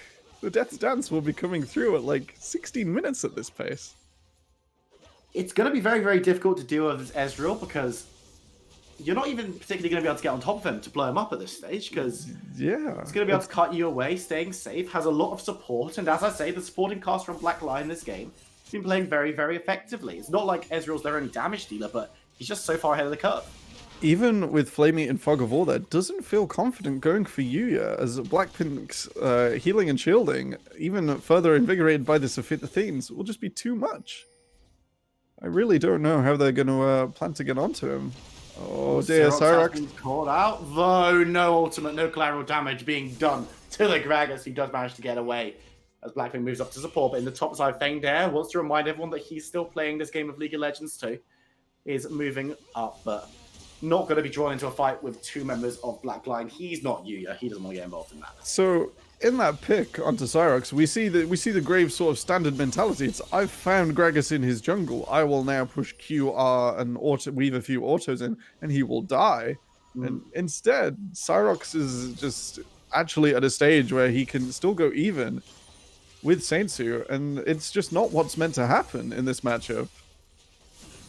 Just massive credit going up to Black Lion for the way their early game played. They've now got themselves into this mid-game stage very, very early. Of course, we've seen plates falling off now, but Definitely, just make towers easier. We're truly into the mid game, and we have resources available for the Black Lions team that just shouldn't be available for at least another 5 minutes if everything sort of goes to plan for Split Raiders. I really am not certain of their way back into this game. Maybe if Lawless can start going even with Fengde, but even then, I think we're only going to see the gap start to grow. I mean, you do have super late game Sivir. You have that 400 farm Sivir win condition. Yeah, the insurance policy's there. I'm not sure, you know, it was exactly the one they wanted to get on the comparison website, but we'll have to see if it pays out dividends anyway.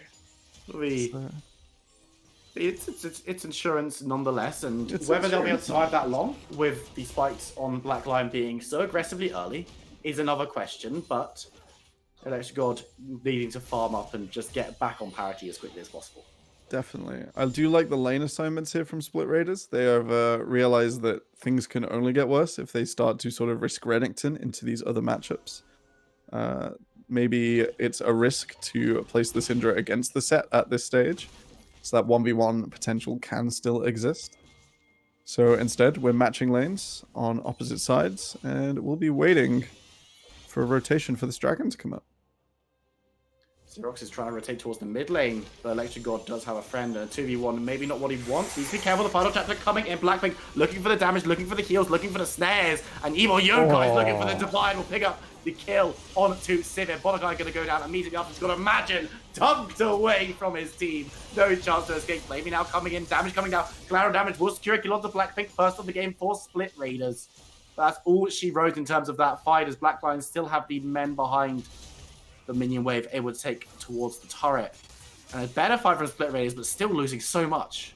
Yuya just knows he could keep going through here, and Fengde managing to pick out Bonakai and stop that cat getting back onto another character and contributing even more. Just adding to Split Raiders' worries at this stage. It was a little bit too early to secure the dragon. Instead, we'll be looking to secure it with those cooldowns missing. So we won't have flash on Flamey. We won't have teleports available from Lawless and Flamey. So it's going to be a matter of instead killing those champions and then rotating down to sort of scoop up the dragon. It's going to be a quick reset, knowing that those aren't there.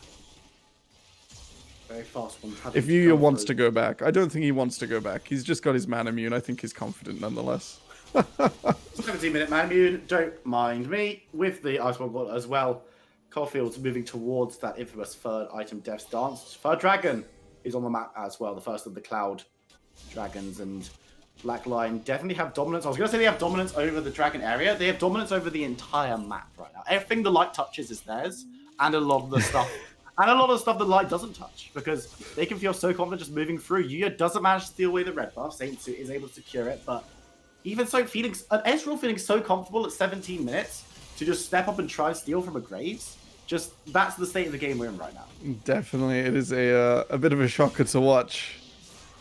I guess it's just the circle of Ezreal. Instead, we'll see Death's Dance, and soon he will be king of the jungle. Oh, I can't hold these puns together. Okay, let's identify like the golden scenario for Split Raiders. Okay. I'm slightly desynchronized, but we're gonna keep on going. I think a bit of a lull state. Never mind, Saintsu. Saintsu is getting, he's getting Feng dead, but Lawless does come in for the save, looking towards Yuya, gets dunked down, and now Lawless will die for the sins of his jungler. Yuya moving forward to try and make it a fair redemption. That's going to be a second kill for the Ezreal, another double in the game. Just trying to, pad his stats a little bit as he moves forward towards the inner tower. Will be taken, secured by Black Lion. That's their fourth of the game. And they're going to get a Rift Herald charged onto an inhibitor tower. Oh, I do enjoy Rift Herald smacking inhibitor towers. Just losing 75-80% of an inhibitor tower is such a huge thing to sort of worry about for the rest of the game. There are potential times where someone can tank that, come on in, and then threaten a Nexus tower at such a short cooldown. Okay, Split Raiders victory conditions. They still have Flamey, who's in an okay position. Once he has his penetration boots and the Leandries, he will be able to start dealing out some significant damage, even if it won't always penetrate the death stance. I'd like to see him and Saintsu sort of move around and try and catch Blackpink or non-death stance anointed members, I suppose I could say, of Black Lions, and then look to facilitate dives or objective forces that Ezreal can't clear. So Ezreal's wave clear is okay, but you know, it's not like Syndra's, it's not like Ziggs. Instead, on the mid lane, we're gonna see the True Shot Barrage just put paid to everything I said. He's just there like, you look, the wave clear, easy, just ults. And it does clear out the wave very effectively. Yuya moving once again aggressively towards a blue buff. Saintsu once again is there, Lawless in support, but this time around there's so many members of Black Lion that this buff is just going to be secured. And moving in further and further, able to get more and more and deny more and more from the Split Raiders. And they're being denied so much gold, and more is going to be taken as the final chapter does come out. But the Split Raiders might be looking for a fight, but they're going to be disrupted. Feng there moving away, does have that massive shield, which is going to throw back. No damage done though. Actually, a huge stun coming in from Flamey, but no confidence to step forward. They know that they don't necessarily win this fight, and giving Yuya so much time just to poke on down. Split Raiders do decide to disengage in the end. They're still fighting them, but they're too scared to go for that crucial engage. Definitely Lost Chapter and Explosive Cask burn, but neither team committing too much here. Instead, I think they will be all too aware of the potential Baron take coming up in the next few minutes. Should be pretty easy to secure from Black Lion as well. They're not going to be terrified, but do need to be a little wary not to give anything away. Black Lion, the ball is firmly in their court, and they don't want to be making mistakes that can allow Split Raiders any inch back into this one. Of course, hyped up as one of the top of the table matches right now, and honestly, from the first 21 minutes, it hasn't really looked it. Definitely not. I would like we spoke about sort of how Split Raiders have to hold the tempo, and so far they haven't managed to be the ones rolling the ball at all.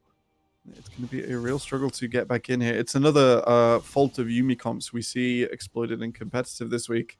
So if they don't continue to get ahead, if that cap doesn't make someone truly invincible, suddenly you don't have 5 champions on the map, and things start to pale away, and you can start falling off sort of the king of the hill position. And Yuumi is not a great character for getting back in there. She can sort of defend the dives as well as execute them with the Lost Chapter, but it's something the other team can sort of play towards and around. And it's going to be an interesting one to see where Riot go on the next patch with Yuumi. I think there are some changes planned, but otherwise it's not sort of be all end all we're used to at the start of the patch. Definitely struggling this game, and as you say, very difficult to play in that pseudo 4v5 situation when you're this far behind, and Yuumi does not have a good host to really host thrive. is a good word. She's a symbiote. Okay, I'm just gonna come out here and say it. Yuumi in League of Legends is a parasite. Just want to come out and say that. He's out here. I remember, though, this comes from I don't know, Heroes of the Storm. If any of you played that little game, Abathur was a character which was kind of similar to Yuumi a little bit. But we're going to see a fight as we're going to see Saintsu drag back in. The final chapter won't get any snares off, but might dissuade any further attempts at an engage. But Evo Yokai and Syrups haven't got the memo. They're too far away, and Lawless will be cut down by the Sand Soldiers. The Imperial Legions of Shurima going to be able to secure that one for Evo Yokai. Now Teleport's coming down, but Syrups does have to be careful. Goes Golden with Flammy coming in as well. The Empress Divide will deny any further chance of an engage, and once again Black Lion Syrox testing his limits a little bit, but gets out on top. Just a little bit, you know. You gotta have some fun with these games, especially when you get ahead after expecting essentially to be in prison for 20 minutes. Here, Syrox, like on paper, should have had an awful jungle matchup, and you know he's got that smile on his face now. The Graves roaming Death Squad not able to punish him and make his day absolutely horrid. I was gonna say before that second fight broke out, Black Lions have all the tools in the bank here. Cloud Soul at 23.5 minutes is exactly It's the Christmas present you didn't know was coming. Well, yeah, because it's June. That's why you wouldn't expect it, but It is still June. They should have maybe contested that at 35 minutes if they successfully disrupted tempo. Instead, it's all just landing in their lap. Backline in such a dominant position. It's hard to see how Split Raiders come back into this, but I've watched enough Square One to know that they probably can. Because there's definitely still champions. The Split Raiders composition still very much exists. It's going to be a struggle, especially for champions like Renekton, who do need to be ahead or at least in the game more so than Lawless is to be truly useful. And Yuya engaging forward might be the opening that they need. Lawless being bumped, but they haven't managed to catch him. He's still more than half health. Still putting out the damage. He jumps onto Saints, looking for the kill, but the heal comes through. Electrical's going to be engaged on. He's going to be assassinated by Xerox and Flammy, flashed over the wall, but only to his demise. Law's being chased through. Feng there looking to keep him in place while his damage dealers turn up to the party, but he's actually going to take the kill himself. Moving forward, not going to be able to catch anything more on to Saintsu and Bonakai, two members of Split Raiders who do survive that engage, but the first inhibitor will be cracked. The base is open from Split Raiders. Can Black Lion look to end here? I think with the wave coming in, I think if Set gets under those towers, this is pretty much over. Just in that last fight, you arcane shift forward twice. Saintsu and Bonakai will just go down again and put paid to anything I said about Graves Yumi being sort of the pinpoint in this match. Some good shield management from Blackpink will keep the team healthy. This infrastructure shouldn't survive. Things are having it's just really tank up close. the tower, gonna be getting onto Electric God. Evo Yoga picking up that one. Yuya stepping forward, wanting to improve his KDA a little bit more. All the Black Lions fans at home picks up Flaming. It's just keeping Renekton, keeping the dog in the pound. Moving forward, will actually be able to get the kill in the fountain. Yes! Yes. Down with the ultimate. And Black Lion go 4-0 in the first 2 weeks as they annihilate Split Raiders. All right, Glad Lions in the chat. That is exactly the gift Black Lions didn't know they were getting at this stage in the game.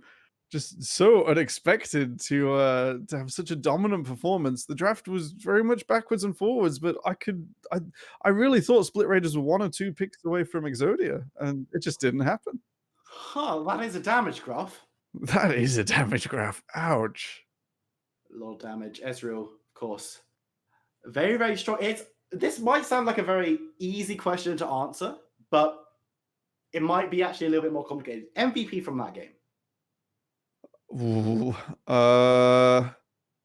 I don't think we can ignore that damage graph in the way that we maybe should consider. I think Blackpink had a pretty good performance. Whoever was calling lane assignments, so obviously we don't have that information, we don't have the communications here for Black Lions, should be quite proud of themselves. I think they managed to not allow Split Raiders to jump back in and try and steal that tempo back.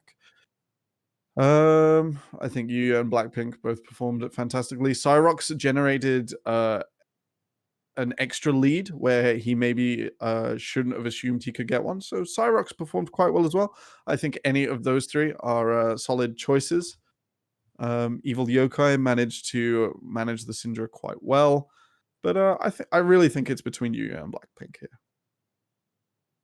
Well, ladies and gentlemen, speaking of Yuya, he is waiting in the interview room with our lovely interviewer, CJ, who's going to be taking the interviews for the final 2 games of the day. Thank you very much for joining us in that 3rd game of the night, but we still have one more, as Resolve will be taking on Absolved in the final match of the day. Don't go anywhere. We're going to jump to an interview, and we'll be back in a few minutes.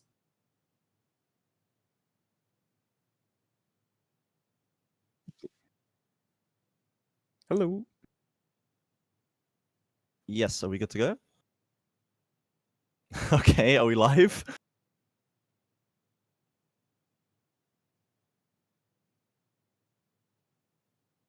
Okay, welcome everybody to this post-game interview with Black Lion Yuya after a absolute stomp over Split Raiders there. Really, really impressive performance by the Ezreal. 11-0-4 on that game. You've looked so incredibly comfortable so far in these 4 games that Black Lion have played. You've won every single one. I don't know how closely you've been looking at the other teams that you've not yet played, but do you consider yourself the strongest AD carry in the league yet? Yes, I think so, to be honest. Nice. Because like I can play all champions, not like only just the classic AD carries, or only mages like our old AD carry, or AP carry. Because I have a huge champion pool, and I think I'm mechanically the best AD carry with my support, the best bot lane in the SQ1 league. Dang, well, I mean, you've put up the stats to prove that so far. Do you think anyone is likely to challenge the hypothetical throne? You do have Sparks next week, and Desrim's been one of our strongest AD carries coming from last season. Yeah, I think Sparks is a good team, and I'm looking forward to play against them. But I think we will beat them. Well, there you go, I guess. So if we've sung your praises just a little bit, we have to do our contractually obligated singing of Cyrox's praise, which we have to do non-stop, I think. I think in this game we really did see some peak early game Cyrox playmaking, being very proactive. How is the communication dynamic in the early game? Is it Cyrox? Is he calling for these moves, or is it more of a case of the lanes letting him know where the opportunity lies? It was really funny in this game because you wanted to play around topside. Yeah. And What did happen, did it? I think we just traded really well on bot and got the summoners out from the Sivir and the Yumi. And I just said, yeah, Cyrox, you can bot lane. They are trolling, they are pushing, and they have no vision. They didn't ward yet. And he said, no, I can't gank a Sivir. I just said, come bot lane, please. Please just come bot lane. It's a free kill. And then he came, and it was a free kill. And Yeah, normally it was a really clean gank, waiting out the spell shield, popping it with the W, and then the bump. Like, just one of the cleanest Gragas ganks. On the Sivir, it's so hard to pull that gank off, right? Yep, that's true. Like, I know, like he thinks it's a Sivir, it's hard to gank. She has a spell shield, and really hard to gank as Gragas because she can block your E. But if she has no wards and no summoners, it's a free kill with the Karma and the Gragas slow. Absolutely. So we did see that the Yumi was taken first by Split Raiders in this game, and you obviously instantly snapped up the Ezreal straight afterwards. We did see the Death Dance nerf come onto this patch, but a lot of people have been a little dismissive of it. Do you think that it's basically just business as usual until they touch this Death Dance again? Is Ezreal's and potentially Aphelios still just insta first picks, for the time being? I think Ezreal is a really strong AD carry right now, especially with the Death Dance. Even though the Death Dance will get nerfed, I think he's probably. I hope so. It will get nerfed. He will still be an A tier pick, I guess. Aphelios is an AD carry who uses Death Dance too, because Death Dance is just too OP right now. But I think he will stay in A tier. Sure. Well, I mean, I guess since you do have that champion Ocean that you mentioned, it won't bother you that much when that Death Dance nerfs comes in. I'm sure you'll have something else to pull out for us. So you did mention that you're expecting to beat Sparks next week. That will be game 1 on Sunday 28th for anyone looking to tune in. That is the contest for sole possession of first place. And if you're confident taking down Sparks, and they're the only other people at first place right now, have you seen any other team that can challenge you? You've taken down the defending champions. You're confident you're going to beat Sparks, Is this just the free run to first place in regular season now? I didn't see, or I don't see any team right now who can beat us. Maybe that will change in the next weeks, but the performance the other teams have right now is not on our level. Hey, not on your level. Well, I love the confidence, and like I said before, you have put up the numbers to back it. That's going to be the end of our third interview here. Thank you, Yuya, for joining me as always, and good luck in your next games. We are going to go to a short break here, and we'll be back with our last game of the day, which will be Resolve versus Absolved. Don't go anywhere, guys.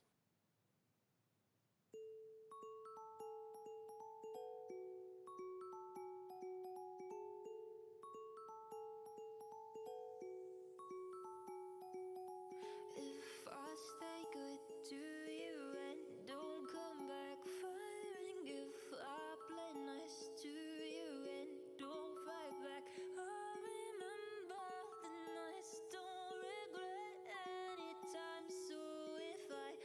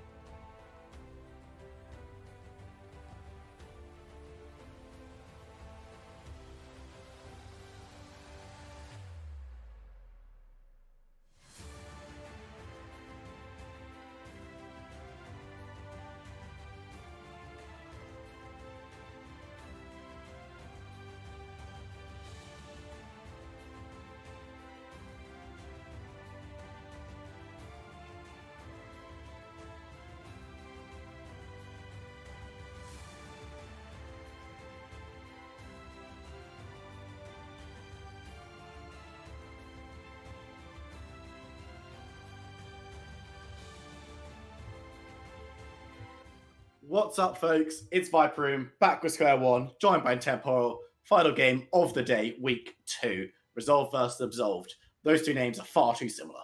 I was about to say it's gonna be an interesting one. Maybe no, I can't even shorten it to RSV and ABS because it's not much better, to be honest. I believe Absolved are using some substitutes. Do we have any more information on which and where? No. No, that's fine. We'll figure it out. We'll do it live, ladies and gentlemen. Well, we'll do it chat select because you've got to assume that we'll be able yeah. to see who's playing for them when we do jump into that one in just a second. Of course, both of these teams coming off the back of losses earlier today. Absolved losing to Split Raiders and Resolve losing to Black Lion. But before we saw the last game, looking at those two results, Absolved now look slightly less impressive because they lost to a Split Raiders lineup that was so easily pushed aside by Black Lion. And Resolve maybe looking a little bit more impressive because they did manage to hold on much better than Split Raiders did in that last game. Definitely. So the Resolve roster has really impressed me, casting their... Oh, okay. We're production whispering in area. We will be getting onto the draft screen really soon.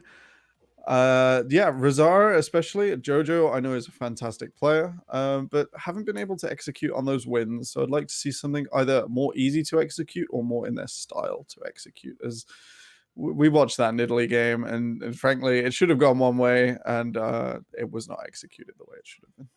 No, so looking at this Absolved lineup now, on the blue side, as we do get into picks and bans, it's Stare in the top lane, Siebel in the jungle, Bent in the mid lane, Nikolai at marksman, and Paddon's Pedagogue at support. I'm going to struggle to say that. I'm going to struggle to say most of those names, but I struggle to speak most of the time while I cast anyway, so it's kind of fine. We got Jojo, Rosario, Jackal, Rodcast, and Levi in the Resolve side. So we're hearing top jungler support are the roles that have been changed over, meaning that Bent and Nikolai will be reprising their roles in the Absolved lineup after their loss earlier on. But looking through the bans and the priority first pick in the Malphite. Okay. I can't analyze that one for you. I'm sorry. What? No. It's because they use Pro Draft. That is why they've done that. So these two teams have already Pro Drafted, meaning they're just going to be picking down in the order of their champions. Of course. Fortunately, okay. they're banning as they did, meaning that we'll be able to see the bans. But it does mean we're not going to be able to see the logic behind pick and ban ordering. Which, right. Mind power's on. Okay. Let's reverse engineer it. That Graves was probably B1, let's face it. I'm not really sure about the Lulu ban on blue side. You can normally give that over, as Aphelios Lulu is, while very strong, not the answer to everything in the world, especially when you were concerned about Senna as well. There's a world in which you can try and force errors there. The Karthus ban on 2 aimed at Delarin. So maybe he's a bit of a Karthus savant who could just power through the jungle at top speed. I am otherwise not too sure about that. The Thresh ban we normally see on blue side at the moment, as he does fix a lot of those R1, R2 picks, and is, I think, the second strongest R3 in the game, about fixing that second draft phase just the way you want it. Flexing things down in the bot lane nearly always works with Thresh outside of Senna lanes. So in this last series, and this is going to try and inform us about what was picked when, a lot of solo lanes banned away. So that would likely inform that the Orianna came through at the end, in addition to the Echo, or maybe Echo was flexed. What else have we got here? Kha'Zix's probably the R5. We can gamble on that one. Malphite likely blind on R4. So we'll have to see what Absolved managed to do at the start of the draft. Lucian. Karma. Interesting. That is an interesting bot lane. Lucian, maybe not someone we see too often right about now. No, I've seen it once or twice these last few days. To 0% success rate. So I hope Absolved can sort of educate me on how this bot lane is meant to go. Picked into the Ezreal Yuumi again, so I'm guessing that was R1, R2. A pretty decent pickup. So I guess the theory being that, like Kaiser, which is like the cookie cutter Ezreal counter in every support matchup nearly, they do have a decent dive, and they can punish the Yuumi for these like long extended patterns she needs to display in the early game. Does take away the Graves from that Yuumi death squad. I don't think Yuumi Kha'Zix is really as good a combo as Graves, who could sort of stretch things out and use that really heavily loaded damage over such a long period of time. I think Echo could be a decent pairing though. It is interesting. The Echo mid lane, of course, is a flexible champion, can be played in the jungle as well, but going to be going up against that Orianna. So what we're going to do now is I'm going to give you the old temporal. This is temporal's breakdown, is what we'll call this. Okay. So once again, give me the lane matchups. Give me what you think of these two compositions and which one you favor. All right, let's break it down simple. Side to side, Ornn versus Malphite is the noodle fest to end all noodle fests. At different times, Ornn can display a little bit of kill pressure, but all Malphite has to do is say, actually, I don't need 50 gold. You take it. You play this lane the way you want. I'll have it pushed back to me. We'll just do this again in 10 minutes. See who wins. We'll do this again in 10 minutes. See who wins. The late game ultimate's slightly favored here for Ornn, but as always, that Malphite pressure exists. The flash check will be ready. We'll have to see if Echo and Kha'Zix especially have some fast feet. Graves against Kha'Zix in the jungle. This is kind of Graves' wonderland. Kha'Zix has to do some really cheesy things. Maybe that someone like Rosara understands better than sort of my understanding of the field. I don't really see a time where Kha'Zix can straight up fight Graves and Graves can't E closer and say, actually, I want this. In the middle lane, Orianna is a fantastic flex and does manage to deal with the Echo. It'll be a question of whether Rosara can be around, get Jackal free from that lane, get some different small man units working on the map where Echo shines so brilliantly. And he will have pressure onto that bot lane, even though Patton's Paydog will have the Karma to defend the dives. It is not enough to stop an Echo coming all the way in there. Lucian and Karma in the bot lane have been picked up recently across multiple divisions of play and leagues against the Ezreal Yuumi. I think it's an awful answer when Kai'Sa is just open. The Kai'Sa is easy to execute and effective. The Lucian is not easy to execute, and I've seen it whiff every single game. So this will be Absolved stat checking resolved in the hardest way. If they fail, they will roll 0. And it will fall apart absolutely catastrophically. Excellent stuff. Good rundown as we are getting towards last minute of our 3-minute delay timer, of course. Absolved and Resolved, both teams coming off the back of a loss today. 1 and 2 right now. So not the starts that both these rosters will have wanted. Of course, Resolved new to the league, coming in as the fresh faces, wanting to stamp their authority immediately. Absolved last split, had a disappointing split, came third. So got on the podium, but still had a disappointing split, a lot of people were saying. So the fact that these two teams are currently bashing it out, trying to even up their scorelines at the end of the second week, a little bit concerning. Definitely. They both have high expectations of themselves.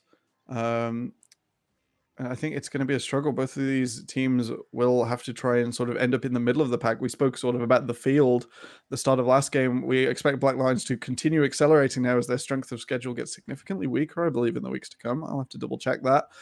But these teams will now have to get scrappy and try and make sure that in the best of ones that we have here at the weekends, that they start clawing games and getting on the board. Otherwise, things can spiral out of control for them, and that won't be the split either of these teams want.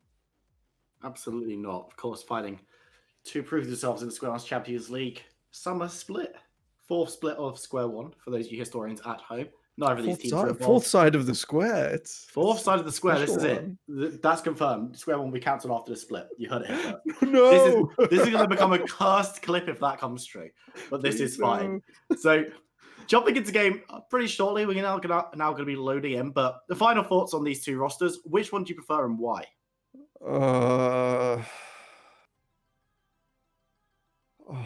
I like Absolved's top side. I like Resolve's jungle and bottom side. I don't like either of the compositions. They scream comfort and ignorance of sort of greater map presence. Orianna is safer than Echo, but then if in a game where it's like a bad stalemate and not truly understood, the Echo has agency to pick things up and sort of dive in there and steal things away. Oh, I don't really like either composition, if I'm brutally honest. Well, let's find out which one does end up winning this game. We're on to the Rift, ladies and gentlemen. It's off on the blue side with Resolve Academy on the red. I'm going to favour Absolved because Malphite can just directly all into people. So, continuing my point there, I'm going to take Resolved Academy and the Kha'Zix's side. I enjoy watching some hoppy gameplay. So we'll have to see what Rosara can bring us here. Looks like Absolved going fishing today. Going fishing, might catch themselves a Jojo. Going to get the slow. Going to be able to force the flash away. Not going to be flashing themselves. So nice little invade coming through from Absolved. And now going to be moving on out. Does give Alright. time for Resolve to move into the jungle themselves, but no vision drop just yet. So I would like to see, as a result of this, if Delirium starts on the bottom side or splits the map starting from top side, won't quite work, but they didn't figure out where Kha'Zix was starting just yet. He can get to that level 4 or level 3 with time and gank on the top lane, try and make JoJo's life that little bit worse. Stayer has gone with this Comet Malphite build we see on the ladder so much recently. I would have probably chosen. So I'm a bit of a Malphite aficionado when I do play League of Legends. I like to remind myself that my complete lack of laning ability, it's not that Stair doesn't have this, is completely removed from significance because you can just push R on Malphite. And the Comet build does exert an incredible amount of lane presence. It's not truly effective into something like the Ornn. I'd have preferred to see the Grasp of the Undying. And continue that stat check going through. The phase rush on Orianna, incredibly useful. Means that it is so hard to trade and kite in that bot lane. Press the attack on Lucian. Pretty interesting. Sometimes we see this. Sometimes we see Conqueror. The double attacks do stack it oh so brilliantly before that next nerf on the next patch. I'm not really sure how effective it's going to be in this bottom lane. Junglers have met at the east side blue buff. We've met up. Not going to be staying together too long, though. Have gone their separate ways, but Delirium seeming like he wants to continue his invade, going towards that Gromp. Kha'Zix taking the wolf, so may well run into each other once again. You can see Orianna rotating up as being pinged out, going to be going to support Graves, and with Lucian and Karma having the bot lane pushed in, both bot lanes should be able to respond, but it will be Ezreal who gets there quicker of the two. Now, Delirium needs to be careful. Rizara's gone in. Who's going to be coming up to support Ezreal? Not yet moved, but Graves might be going down on his own. Rizara actually not going to be able to follow through just the mana for the rest of the fight. It really sort of puzzled me why Delirium stuck around if you didn't get the blue buff there. I don't think it's worth contesting a Kha'Zix Gromp when you know your top side doesn't have flash and is playing sort of a snowballing lane bully build. Maybe a slight misprioritization there. Rizara will be happy, of course. Escaping the early game on this Kha'Zix does mean he can try and completely ignore Graves across the map, cross-map everything, diminish the advantages gained. This topside Stair starting to feel some of the burn from this early game mage build. Starting to feel it, but shouldn't be too concerned. Definitely not. On the top side. You said use the term wet noodle. It's a rock and a hard place, really, in that top side, and you can choose for yourself which one is which. But is there even anything to get stuck between them? No, jugglers are kind of ignoring it, so I guess the minion wave, but the fight is breaking up. Rizard needs to be careful, smiting the Rift Skull for some health, but it may not be enough as Delirium gets first blood, bringing it over for Absolve. Jackal needs to be careful, double flash coming through to try and get the damage onto Echo, and the third flash will be all it takes. Nikolai picking up a second kill for Absolve. All right, a huge bunch of summoners burn. Ronkas and Levi not contributing that to that one, and Absolved eventually do take the lead. Fantastic follow-up onto Rizara, not letting him get away there. Delirium understanding that the role of the Graves here is to very much 1v1 and make sure that Rizara does not have a good time. Action in bot. Oh, Nikolai needs to be careful. Burning down might well go down. Will do. Ronkas, though, has the ignite going, and he will fall as well. Levi, nowhere to go, but Patterdog doesn't want to get involved as Pattons moves away. Bent taking a lot of damage from Jackal on the Echo in the mid lane. But once again, no kills going down in that 1v1. But nice trade 1-for-1 leaves Absolved 3-1 up. All right. Okay, in the top lane, not a lot going on. Stair. Importantly, on this Malphite, you play completely to mana flow band before your first base. So his maximum mana is high. Ronkas, I believe, takes away a blue buff. Rizara needs to be careful, though. Bent moving in. It's a 2v2, and it's going to be Jackal picking up the kill. As Rizara and Jackal able to secure that one. Not as much help coming in from Bent as maybe Delirium would have wanted. Definitely. The Echo so good at getting onto people. In this early game, we love the jungle Echo, but remember, mid lane Echo is very similar, just with lots more gold and a little bit more experience. So good in these small skirmishes. Jojo, there's kill pressure here. Stair needs to be careful. Jojo jumps on towards Malphite, but the flash is going to be blown anyway. Rizara coming in, might be looking to get the assassination. No matter on the Malphite means that he's going to be going down, evening up the scoreline in terms of kills. 3 of hits. All right, it will be Rizara's job to look for these scrappy mistakes and pick up what he can, sort of enable that assassin type. Soon he's going to have to deal with Orianna and Karma backing everyone up. Stair decides to just mess with Jojo a little bit. Stops the port, forces him to go a little bit further back for his recall. Of course, Rosara is there, so would have been able to potentially look for the revenge fight had he had got Jojo low enough. But Paddon's moving forward towards Ronkus, not able to get anything, and Ezreal and Yuumi is just such a safe bot lane. Definitely, if you don't have that consistent pattern, and it's supposedly what the Lucian offers, but without, like with that early kill, getting Ronkus the pickaxe, does mean that it's not so much the tier only Ezreal with little agency in this bot lane. It's going to be something slightly different. Going to be a little bit more aggressive, able to do a bit more damage. Obviously, is helpful on the tower last hitting as well, so that might be a consideration considering they're being pushed in pretty hard, and they've been pushed in once again, allowing that dragon to fall. First one of the game will be mounted. It's very similar to that last pick. The Absolve bot lane just controlled the river, and meanwhile, Ezreal Yuumi just doesn't leave the lane. Again, but Jackal putting a clinic onto Bent in the mid lane, forcing the Orianna almost to 0 health. Going to be backing away from that one as well. Jackal does not have ultimate as far I was as about to say, that isn't a bug. His ultimate grayed out there on the scoreboard does mean he accidentally scored something else, I think. Has hit level 7 now, so you've got to imagine he will have it. Looking towards dealer run. Still grayed out, so maybe there is a little bit of a bug going forward. Jackal moving back towards the Graves will be able to ult backwards and secure the kill. Rosara picks it up. Karma now has to be careful, but Jackal might have stepped a little bit too far forward, but isn't going to take the last tower shot and does get out of dodge. Resolve to take the kill lead with a nice play mid. All right, these so despite what we said about the compositions, those little the sort of assassin-y picks in Echo and Kha'Zix are able to get onto the map and make sure they can scratch the scoreboard and make sure Absolved have to think twice before they commit to any of these all-in plays. Yeah, forcing them to think twice and be a little bit careful. Nikolai has been left alone in this bot lane, which has allowed Ronkus and Levi a little bit more agency, a little bit more time to catch up in farm and force the lane in a little bit more because they have been stuck under tower for a long time. With Graves down.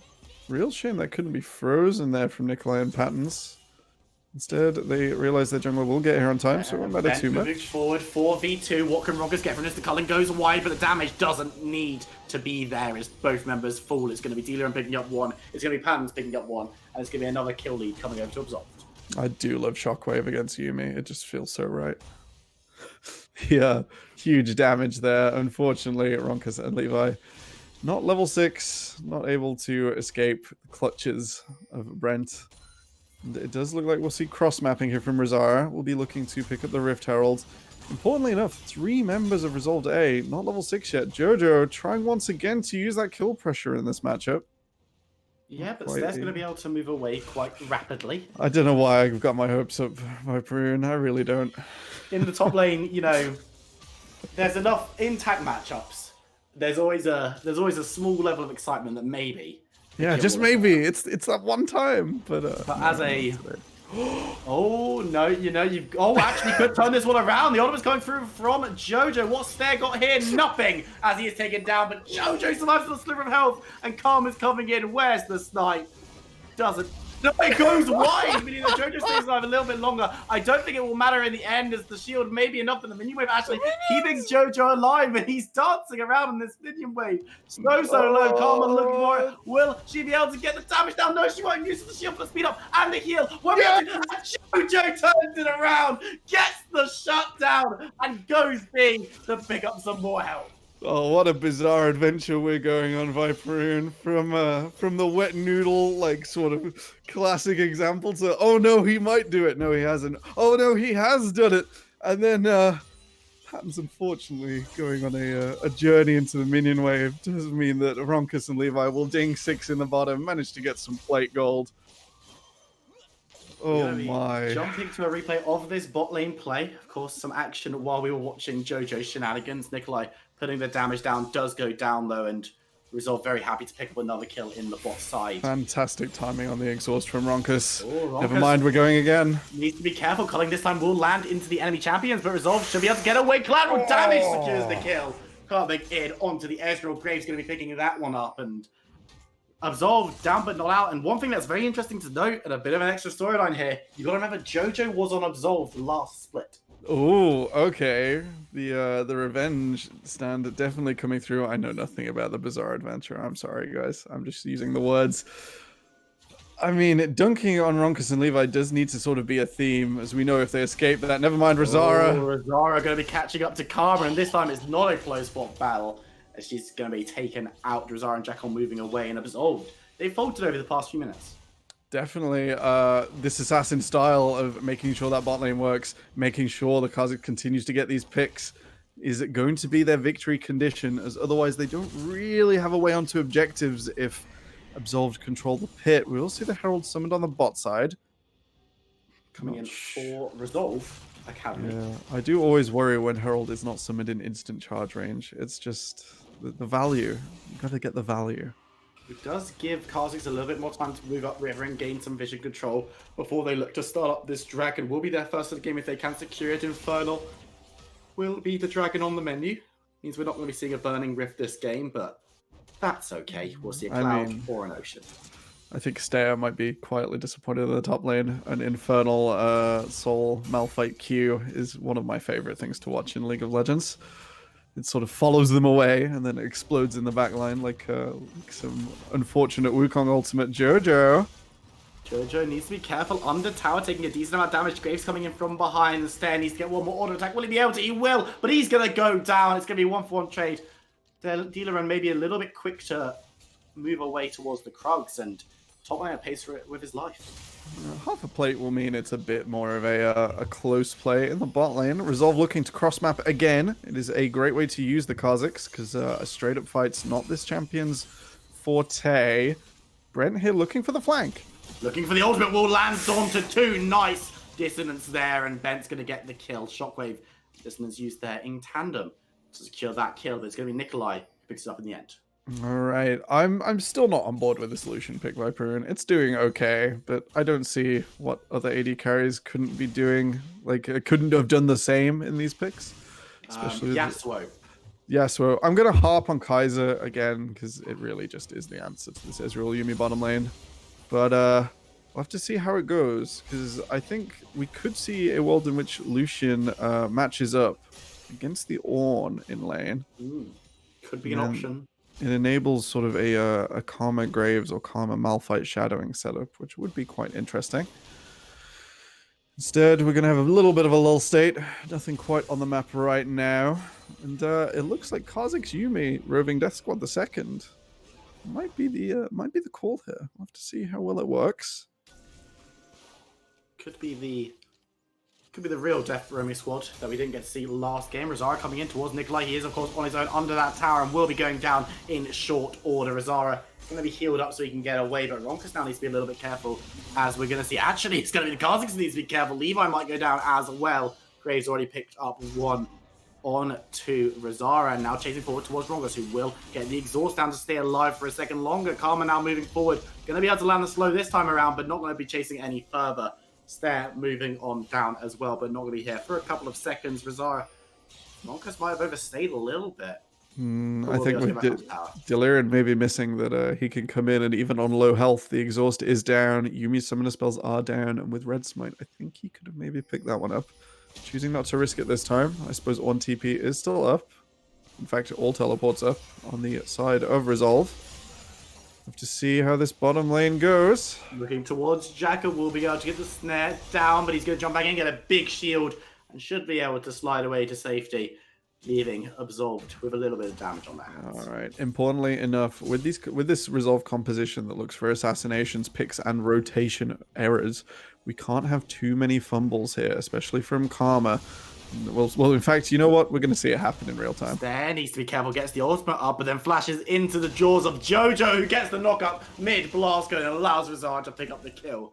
They started off a little bit earlier, so excellent play once again from Resolve, and a little bit of a pause while we get a little bit of a disconnect. We're just going to double-check Levi is connected to the game properly before we unpause. Viperoon, another thing I like to do when I cast. Do you have a thing you do when you pause or a segment? And if not, we're gonna use one out from my playbook. I don't really. So you go ahead. You introduce me to this new All right, world. none of them are mine. I still haven't come up with my own original one. We're gonna go Okay. with do I go with the one me and Milky Cereal did last week? We're gonna go with Mask Swan's favorite. Okay. A huge shout out to Swan. Nice. Yeah. Lovely individual.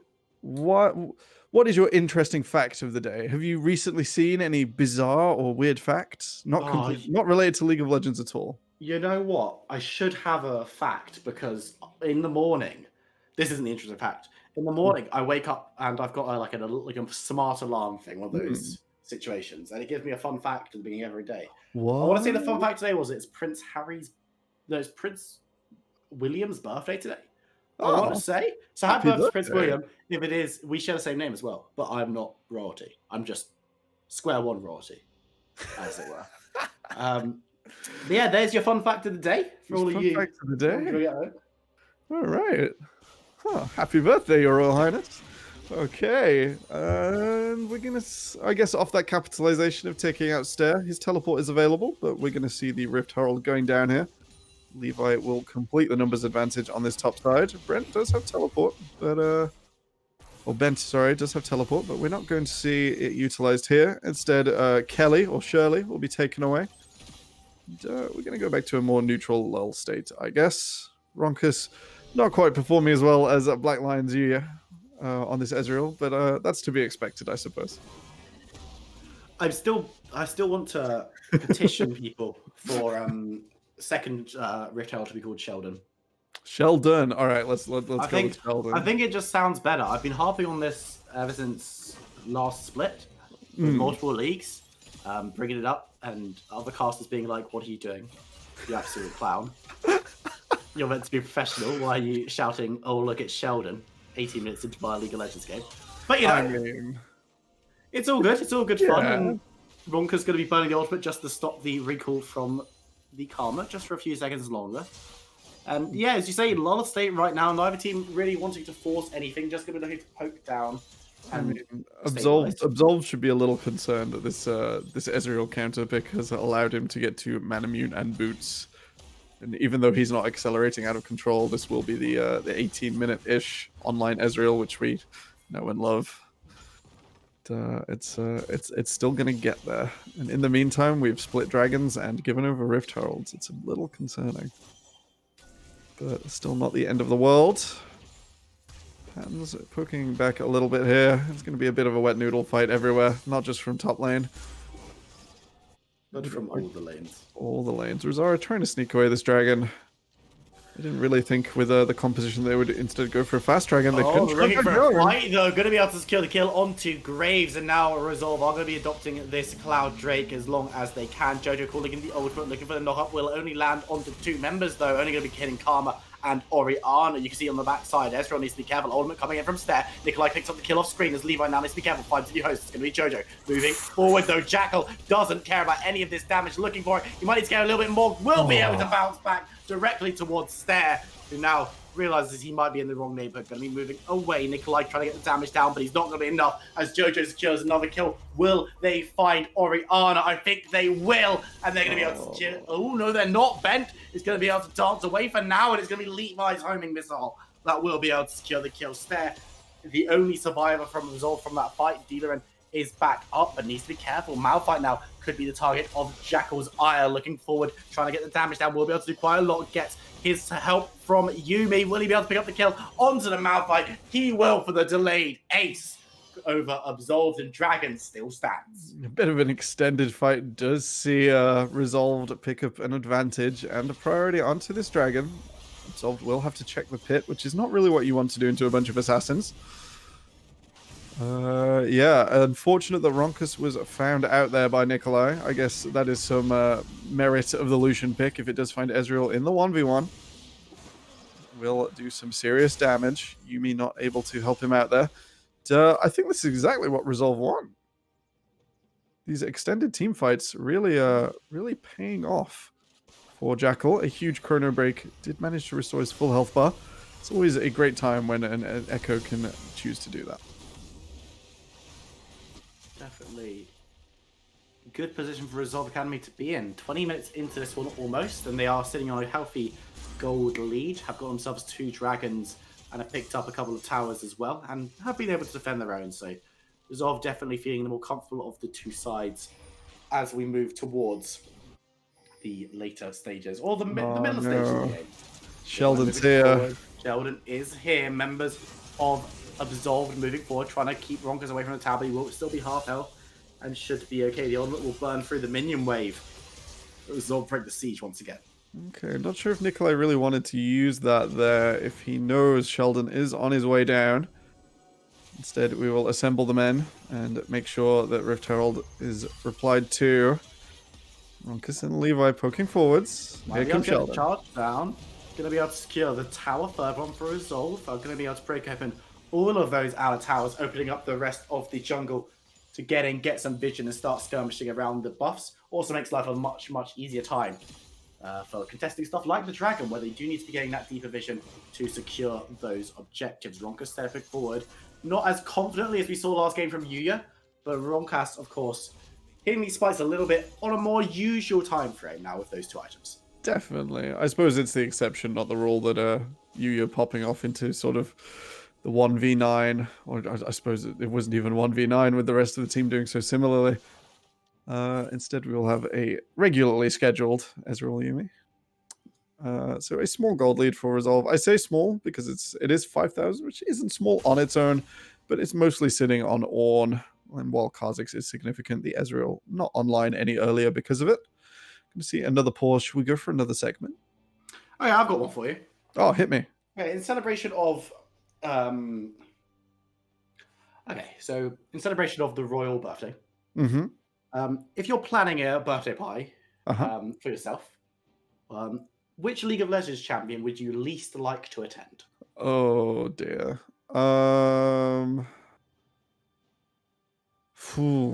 This is a really good question.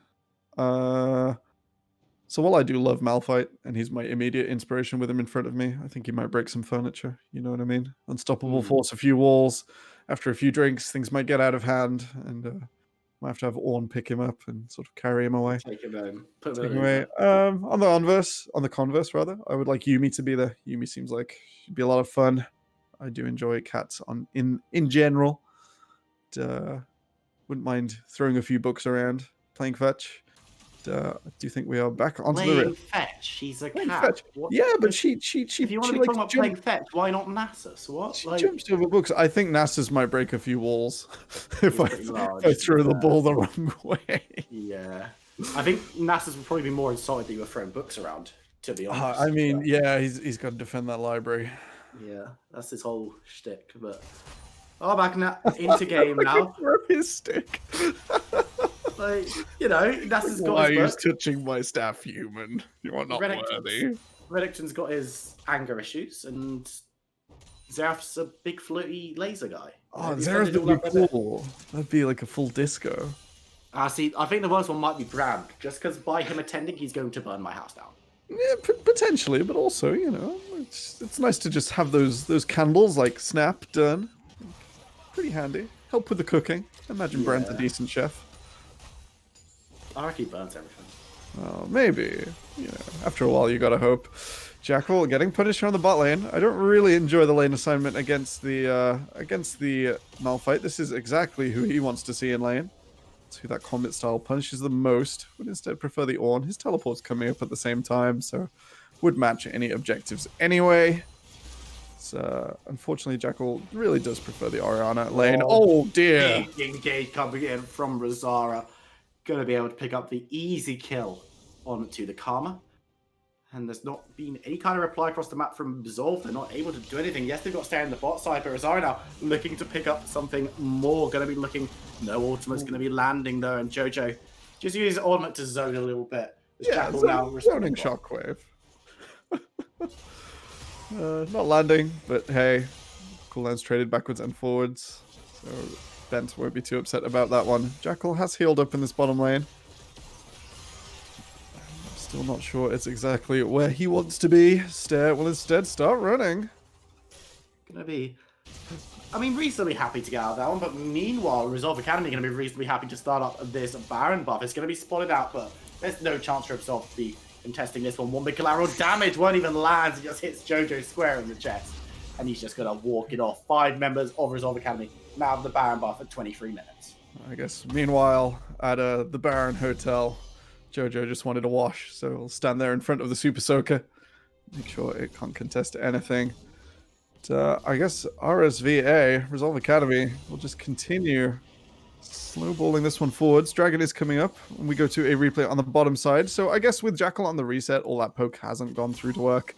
Stair will instead have to run away. Jackal knows his teleport is up and Stairs not quite at this time, so instead play through, and that's a pretty easy pickup. So maybe not the worst lane assignment in the world here for the Echo. No, maybe not, and the Dragon will be secured as well by Resolve Academy, moving towards it, trying to take it, but Mem's actually peeling off of it to try and make sure it's a safer take. Ronka should have the damage to be able to secure that one pretty safely, and has that upgraded Iceborne Gauntlet as well. All items are now starting to take effect across the map. You've got the Yumus on the Kha'Zix, you've got the Iceborne on the Ezreal, of course.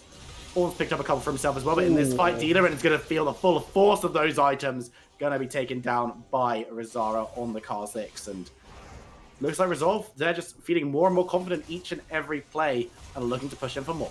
Definitely, I am really enjoying Levi Shirelius here as well. There is nothing quite like a speedy Kha'Zix or a speedy Echo running straight at you to inspire a little bit of terror. Nikolai. Actually getting the better of that trade after diving away. Jojo in the mid lane going to be able to secure this mid lane tower though as Jackal comes in for demolition duty. Nikolai flashing away, will still be slowed, and Jackal dives in, gets the kill. That's the damage they need, and that might have been the pick they need to start off the fight. But Ronkus goes low, has to be healed up by Yuumi. The fight kicks off anyway under the tower, needing to be careful. Jojo gets the ultimate down, only lands the knock up onto the stair, but it doesn't matter because he's going to be able to secure the kill, and the rest of the team is going to be able to clean up. They're going to be taking down this inhibitor at the 25-minute mark, and they've got a couple of minions to push on towards the base. Definitely, this is exactly what RSVA wanted to do. The dive will continue, it seems. Ronka's looking to help Yuumi get some snares down, not going to be able to do so, but so many members of the Resolve Academy are here. Bent goes down, Dealer and will be taken down in short order as well. Double kill as Kha'Zix tastes his fear, and that's going to be all she wrote. Absolved get dissolved, and Resolve Academy will take the win. Definitely a pretty clean Kha'Zix game here for Rizara. Does put the cherry on top for Resolve. Did manage to use that pick potential to its best, knowing when they could and couldn't go for the objectives, or when they had to punish rotations. And I think Absolved have to take away from this. Their map play does need a little bit of cleanup if they can't identify assassin movement and play around it appropriately. So congratulations to Resolved.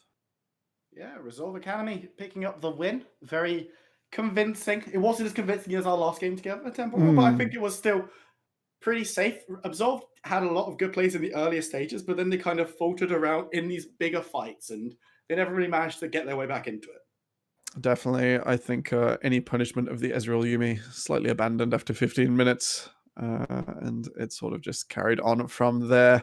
Good use of the Yuumi on multiple members. So we have the Echo and the Kha'Zix, which we sort of identified it could go on. We weren't completely convinced. The Echo Yuumi did do some fantastic work, especially in cleaning out and finishing the game there. Who are you giving your MVP vote to? I'm between Jackal and Jojo here. I'm not 100% sure. Maybe. I mean, it's on the one hand, I think Jackal was probably the more deserving throughout the entire game. But the play top.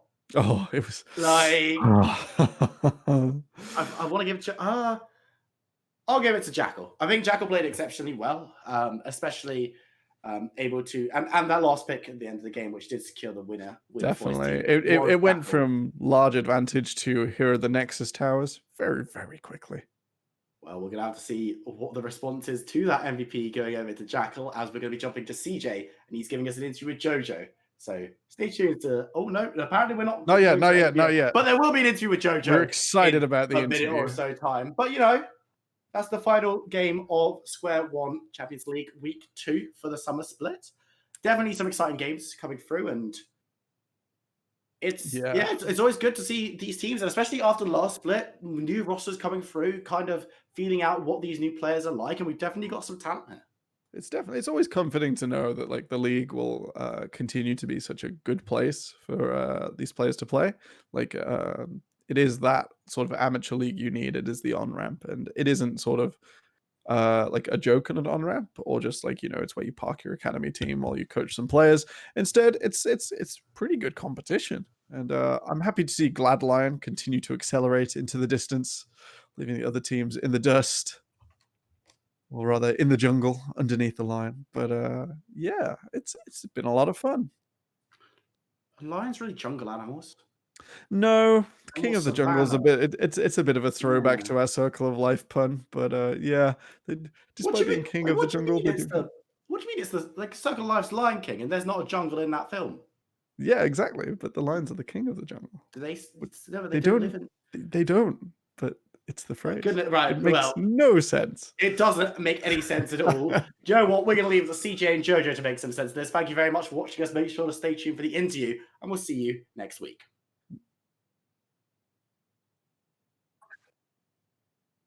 Welcome everybody to our final post-game interview of the day. With me here we have Resolve Academy Jojo, the Ornn top lane from that game. Congratulations on the win, first of all.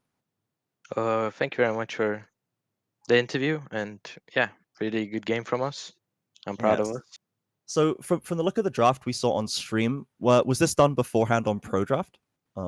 Yes, it was done on Pro Draft. Sure. So where was the Malphite picked in the Pro Draft is my first question, because it wasn't clear from the stream. Malphite was their blue R5, so we picked Ornn R4 blind, and they picked Malphite Oriana, and then we picked the Kazakhs last.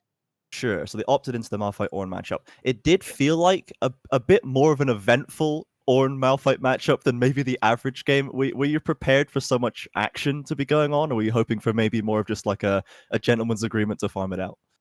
No, I like fighting, so I'm always gonna be there trying to proc my grass, get some good trades in. Yeah, for sure. And you definitely got some good trades, it has to be said, including some very impressive kills on, you know, the support. You just happened to be there. That was an interesting one, to be sure. But yeah, well done for sure. So you guys now have moved to 2-2 with that record. You're sitting at joint third, along with Glorious Gaming and Split Raiders. You've had a fairly balanced schedule so far, with matches against our current top teams like Sparks and Black Lion, but also those near the bottom in Core Dynamic and Absolved. You've kind of panned out right in the middle so far, and you've lost to the higher teams. You've beaten the lower ones. What is it, do you think, Resolve need to start challenging those leaders on the board? I think we really haven't played much as a team yet. We only been as a team for a week now, so we still need to practice a lot more, get a lot more prepped. But I think we can challenge the top teams. We were really close to beating both the top teams that we faced. Yeah. It was just a few mistakes that cost us the game. So I think if we clear up a little bit, we can convincingly take down the top teams. For sure, absolutely. That game earlier today did have a very strong early game from you guys. So yeah, looking forward to see how you can build up there. And I guess to finish off, this is the Resolve Academy team, and we know they do have another team, EUKEL, as well. Is there some kind of like a system where this academy team is developing with the hope to maybe graduate and be promoted up into a higher team, or is this kind of a more of a separate entity on its own, this team for Square One? It's more of a separate entity. I haven't really talked much to the main team, so I don't really have much to say on that. But yeah. That's fine. I know, like, a lot of players getting into teams, it can be a little bit.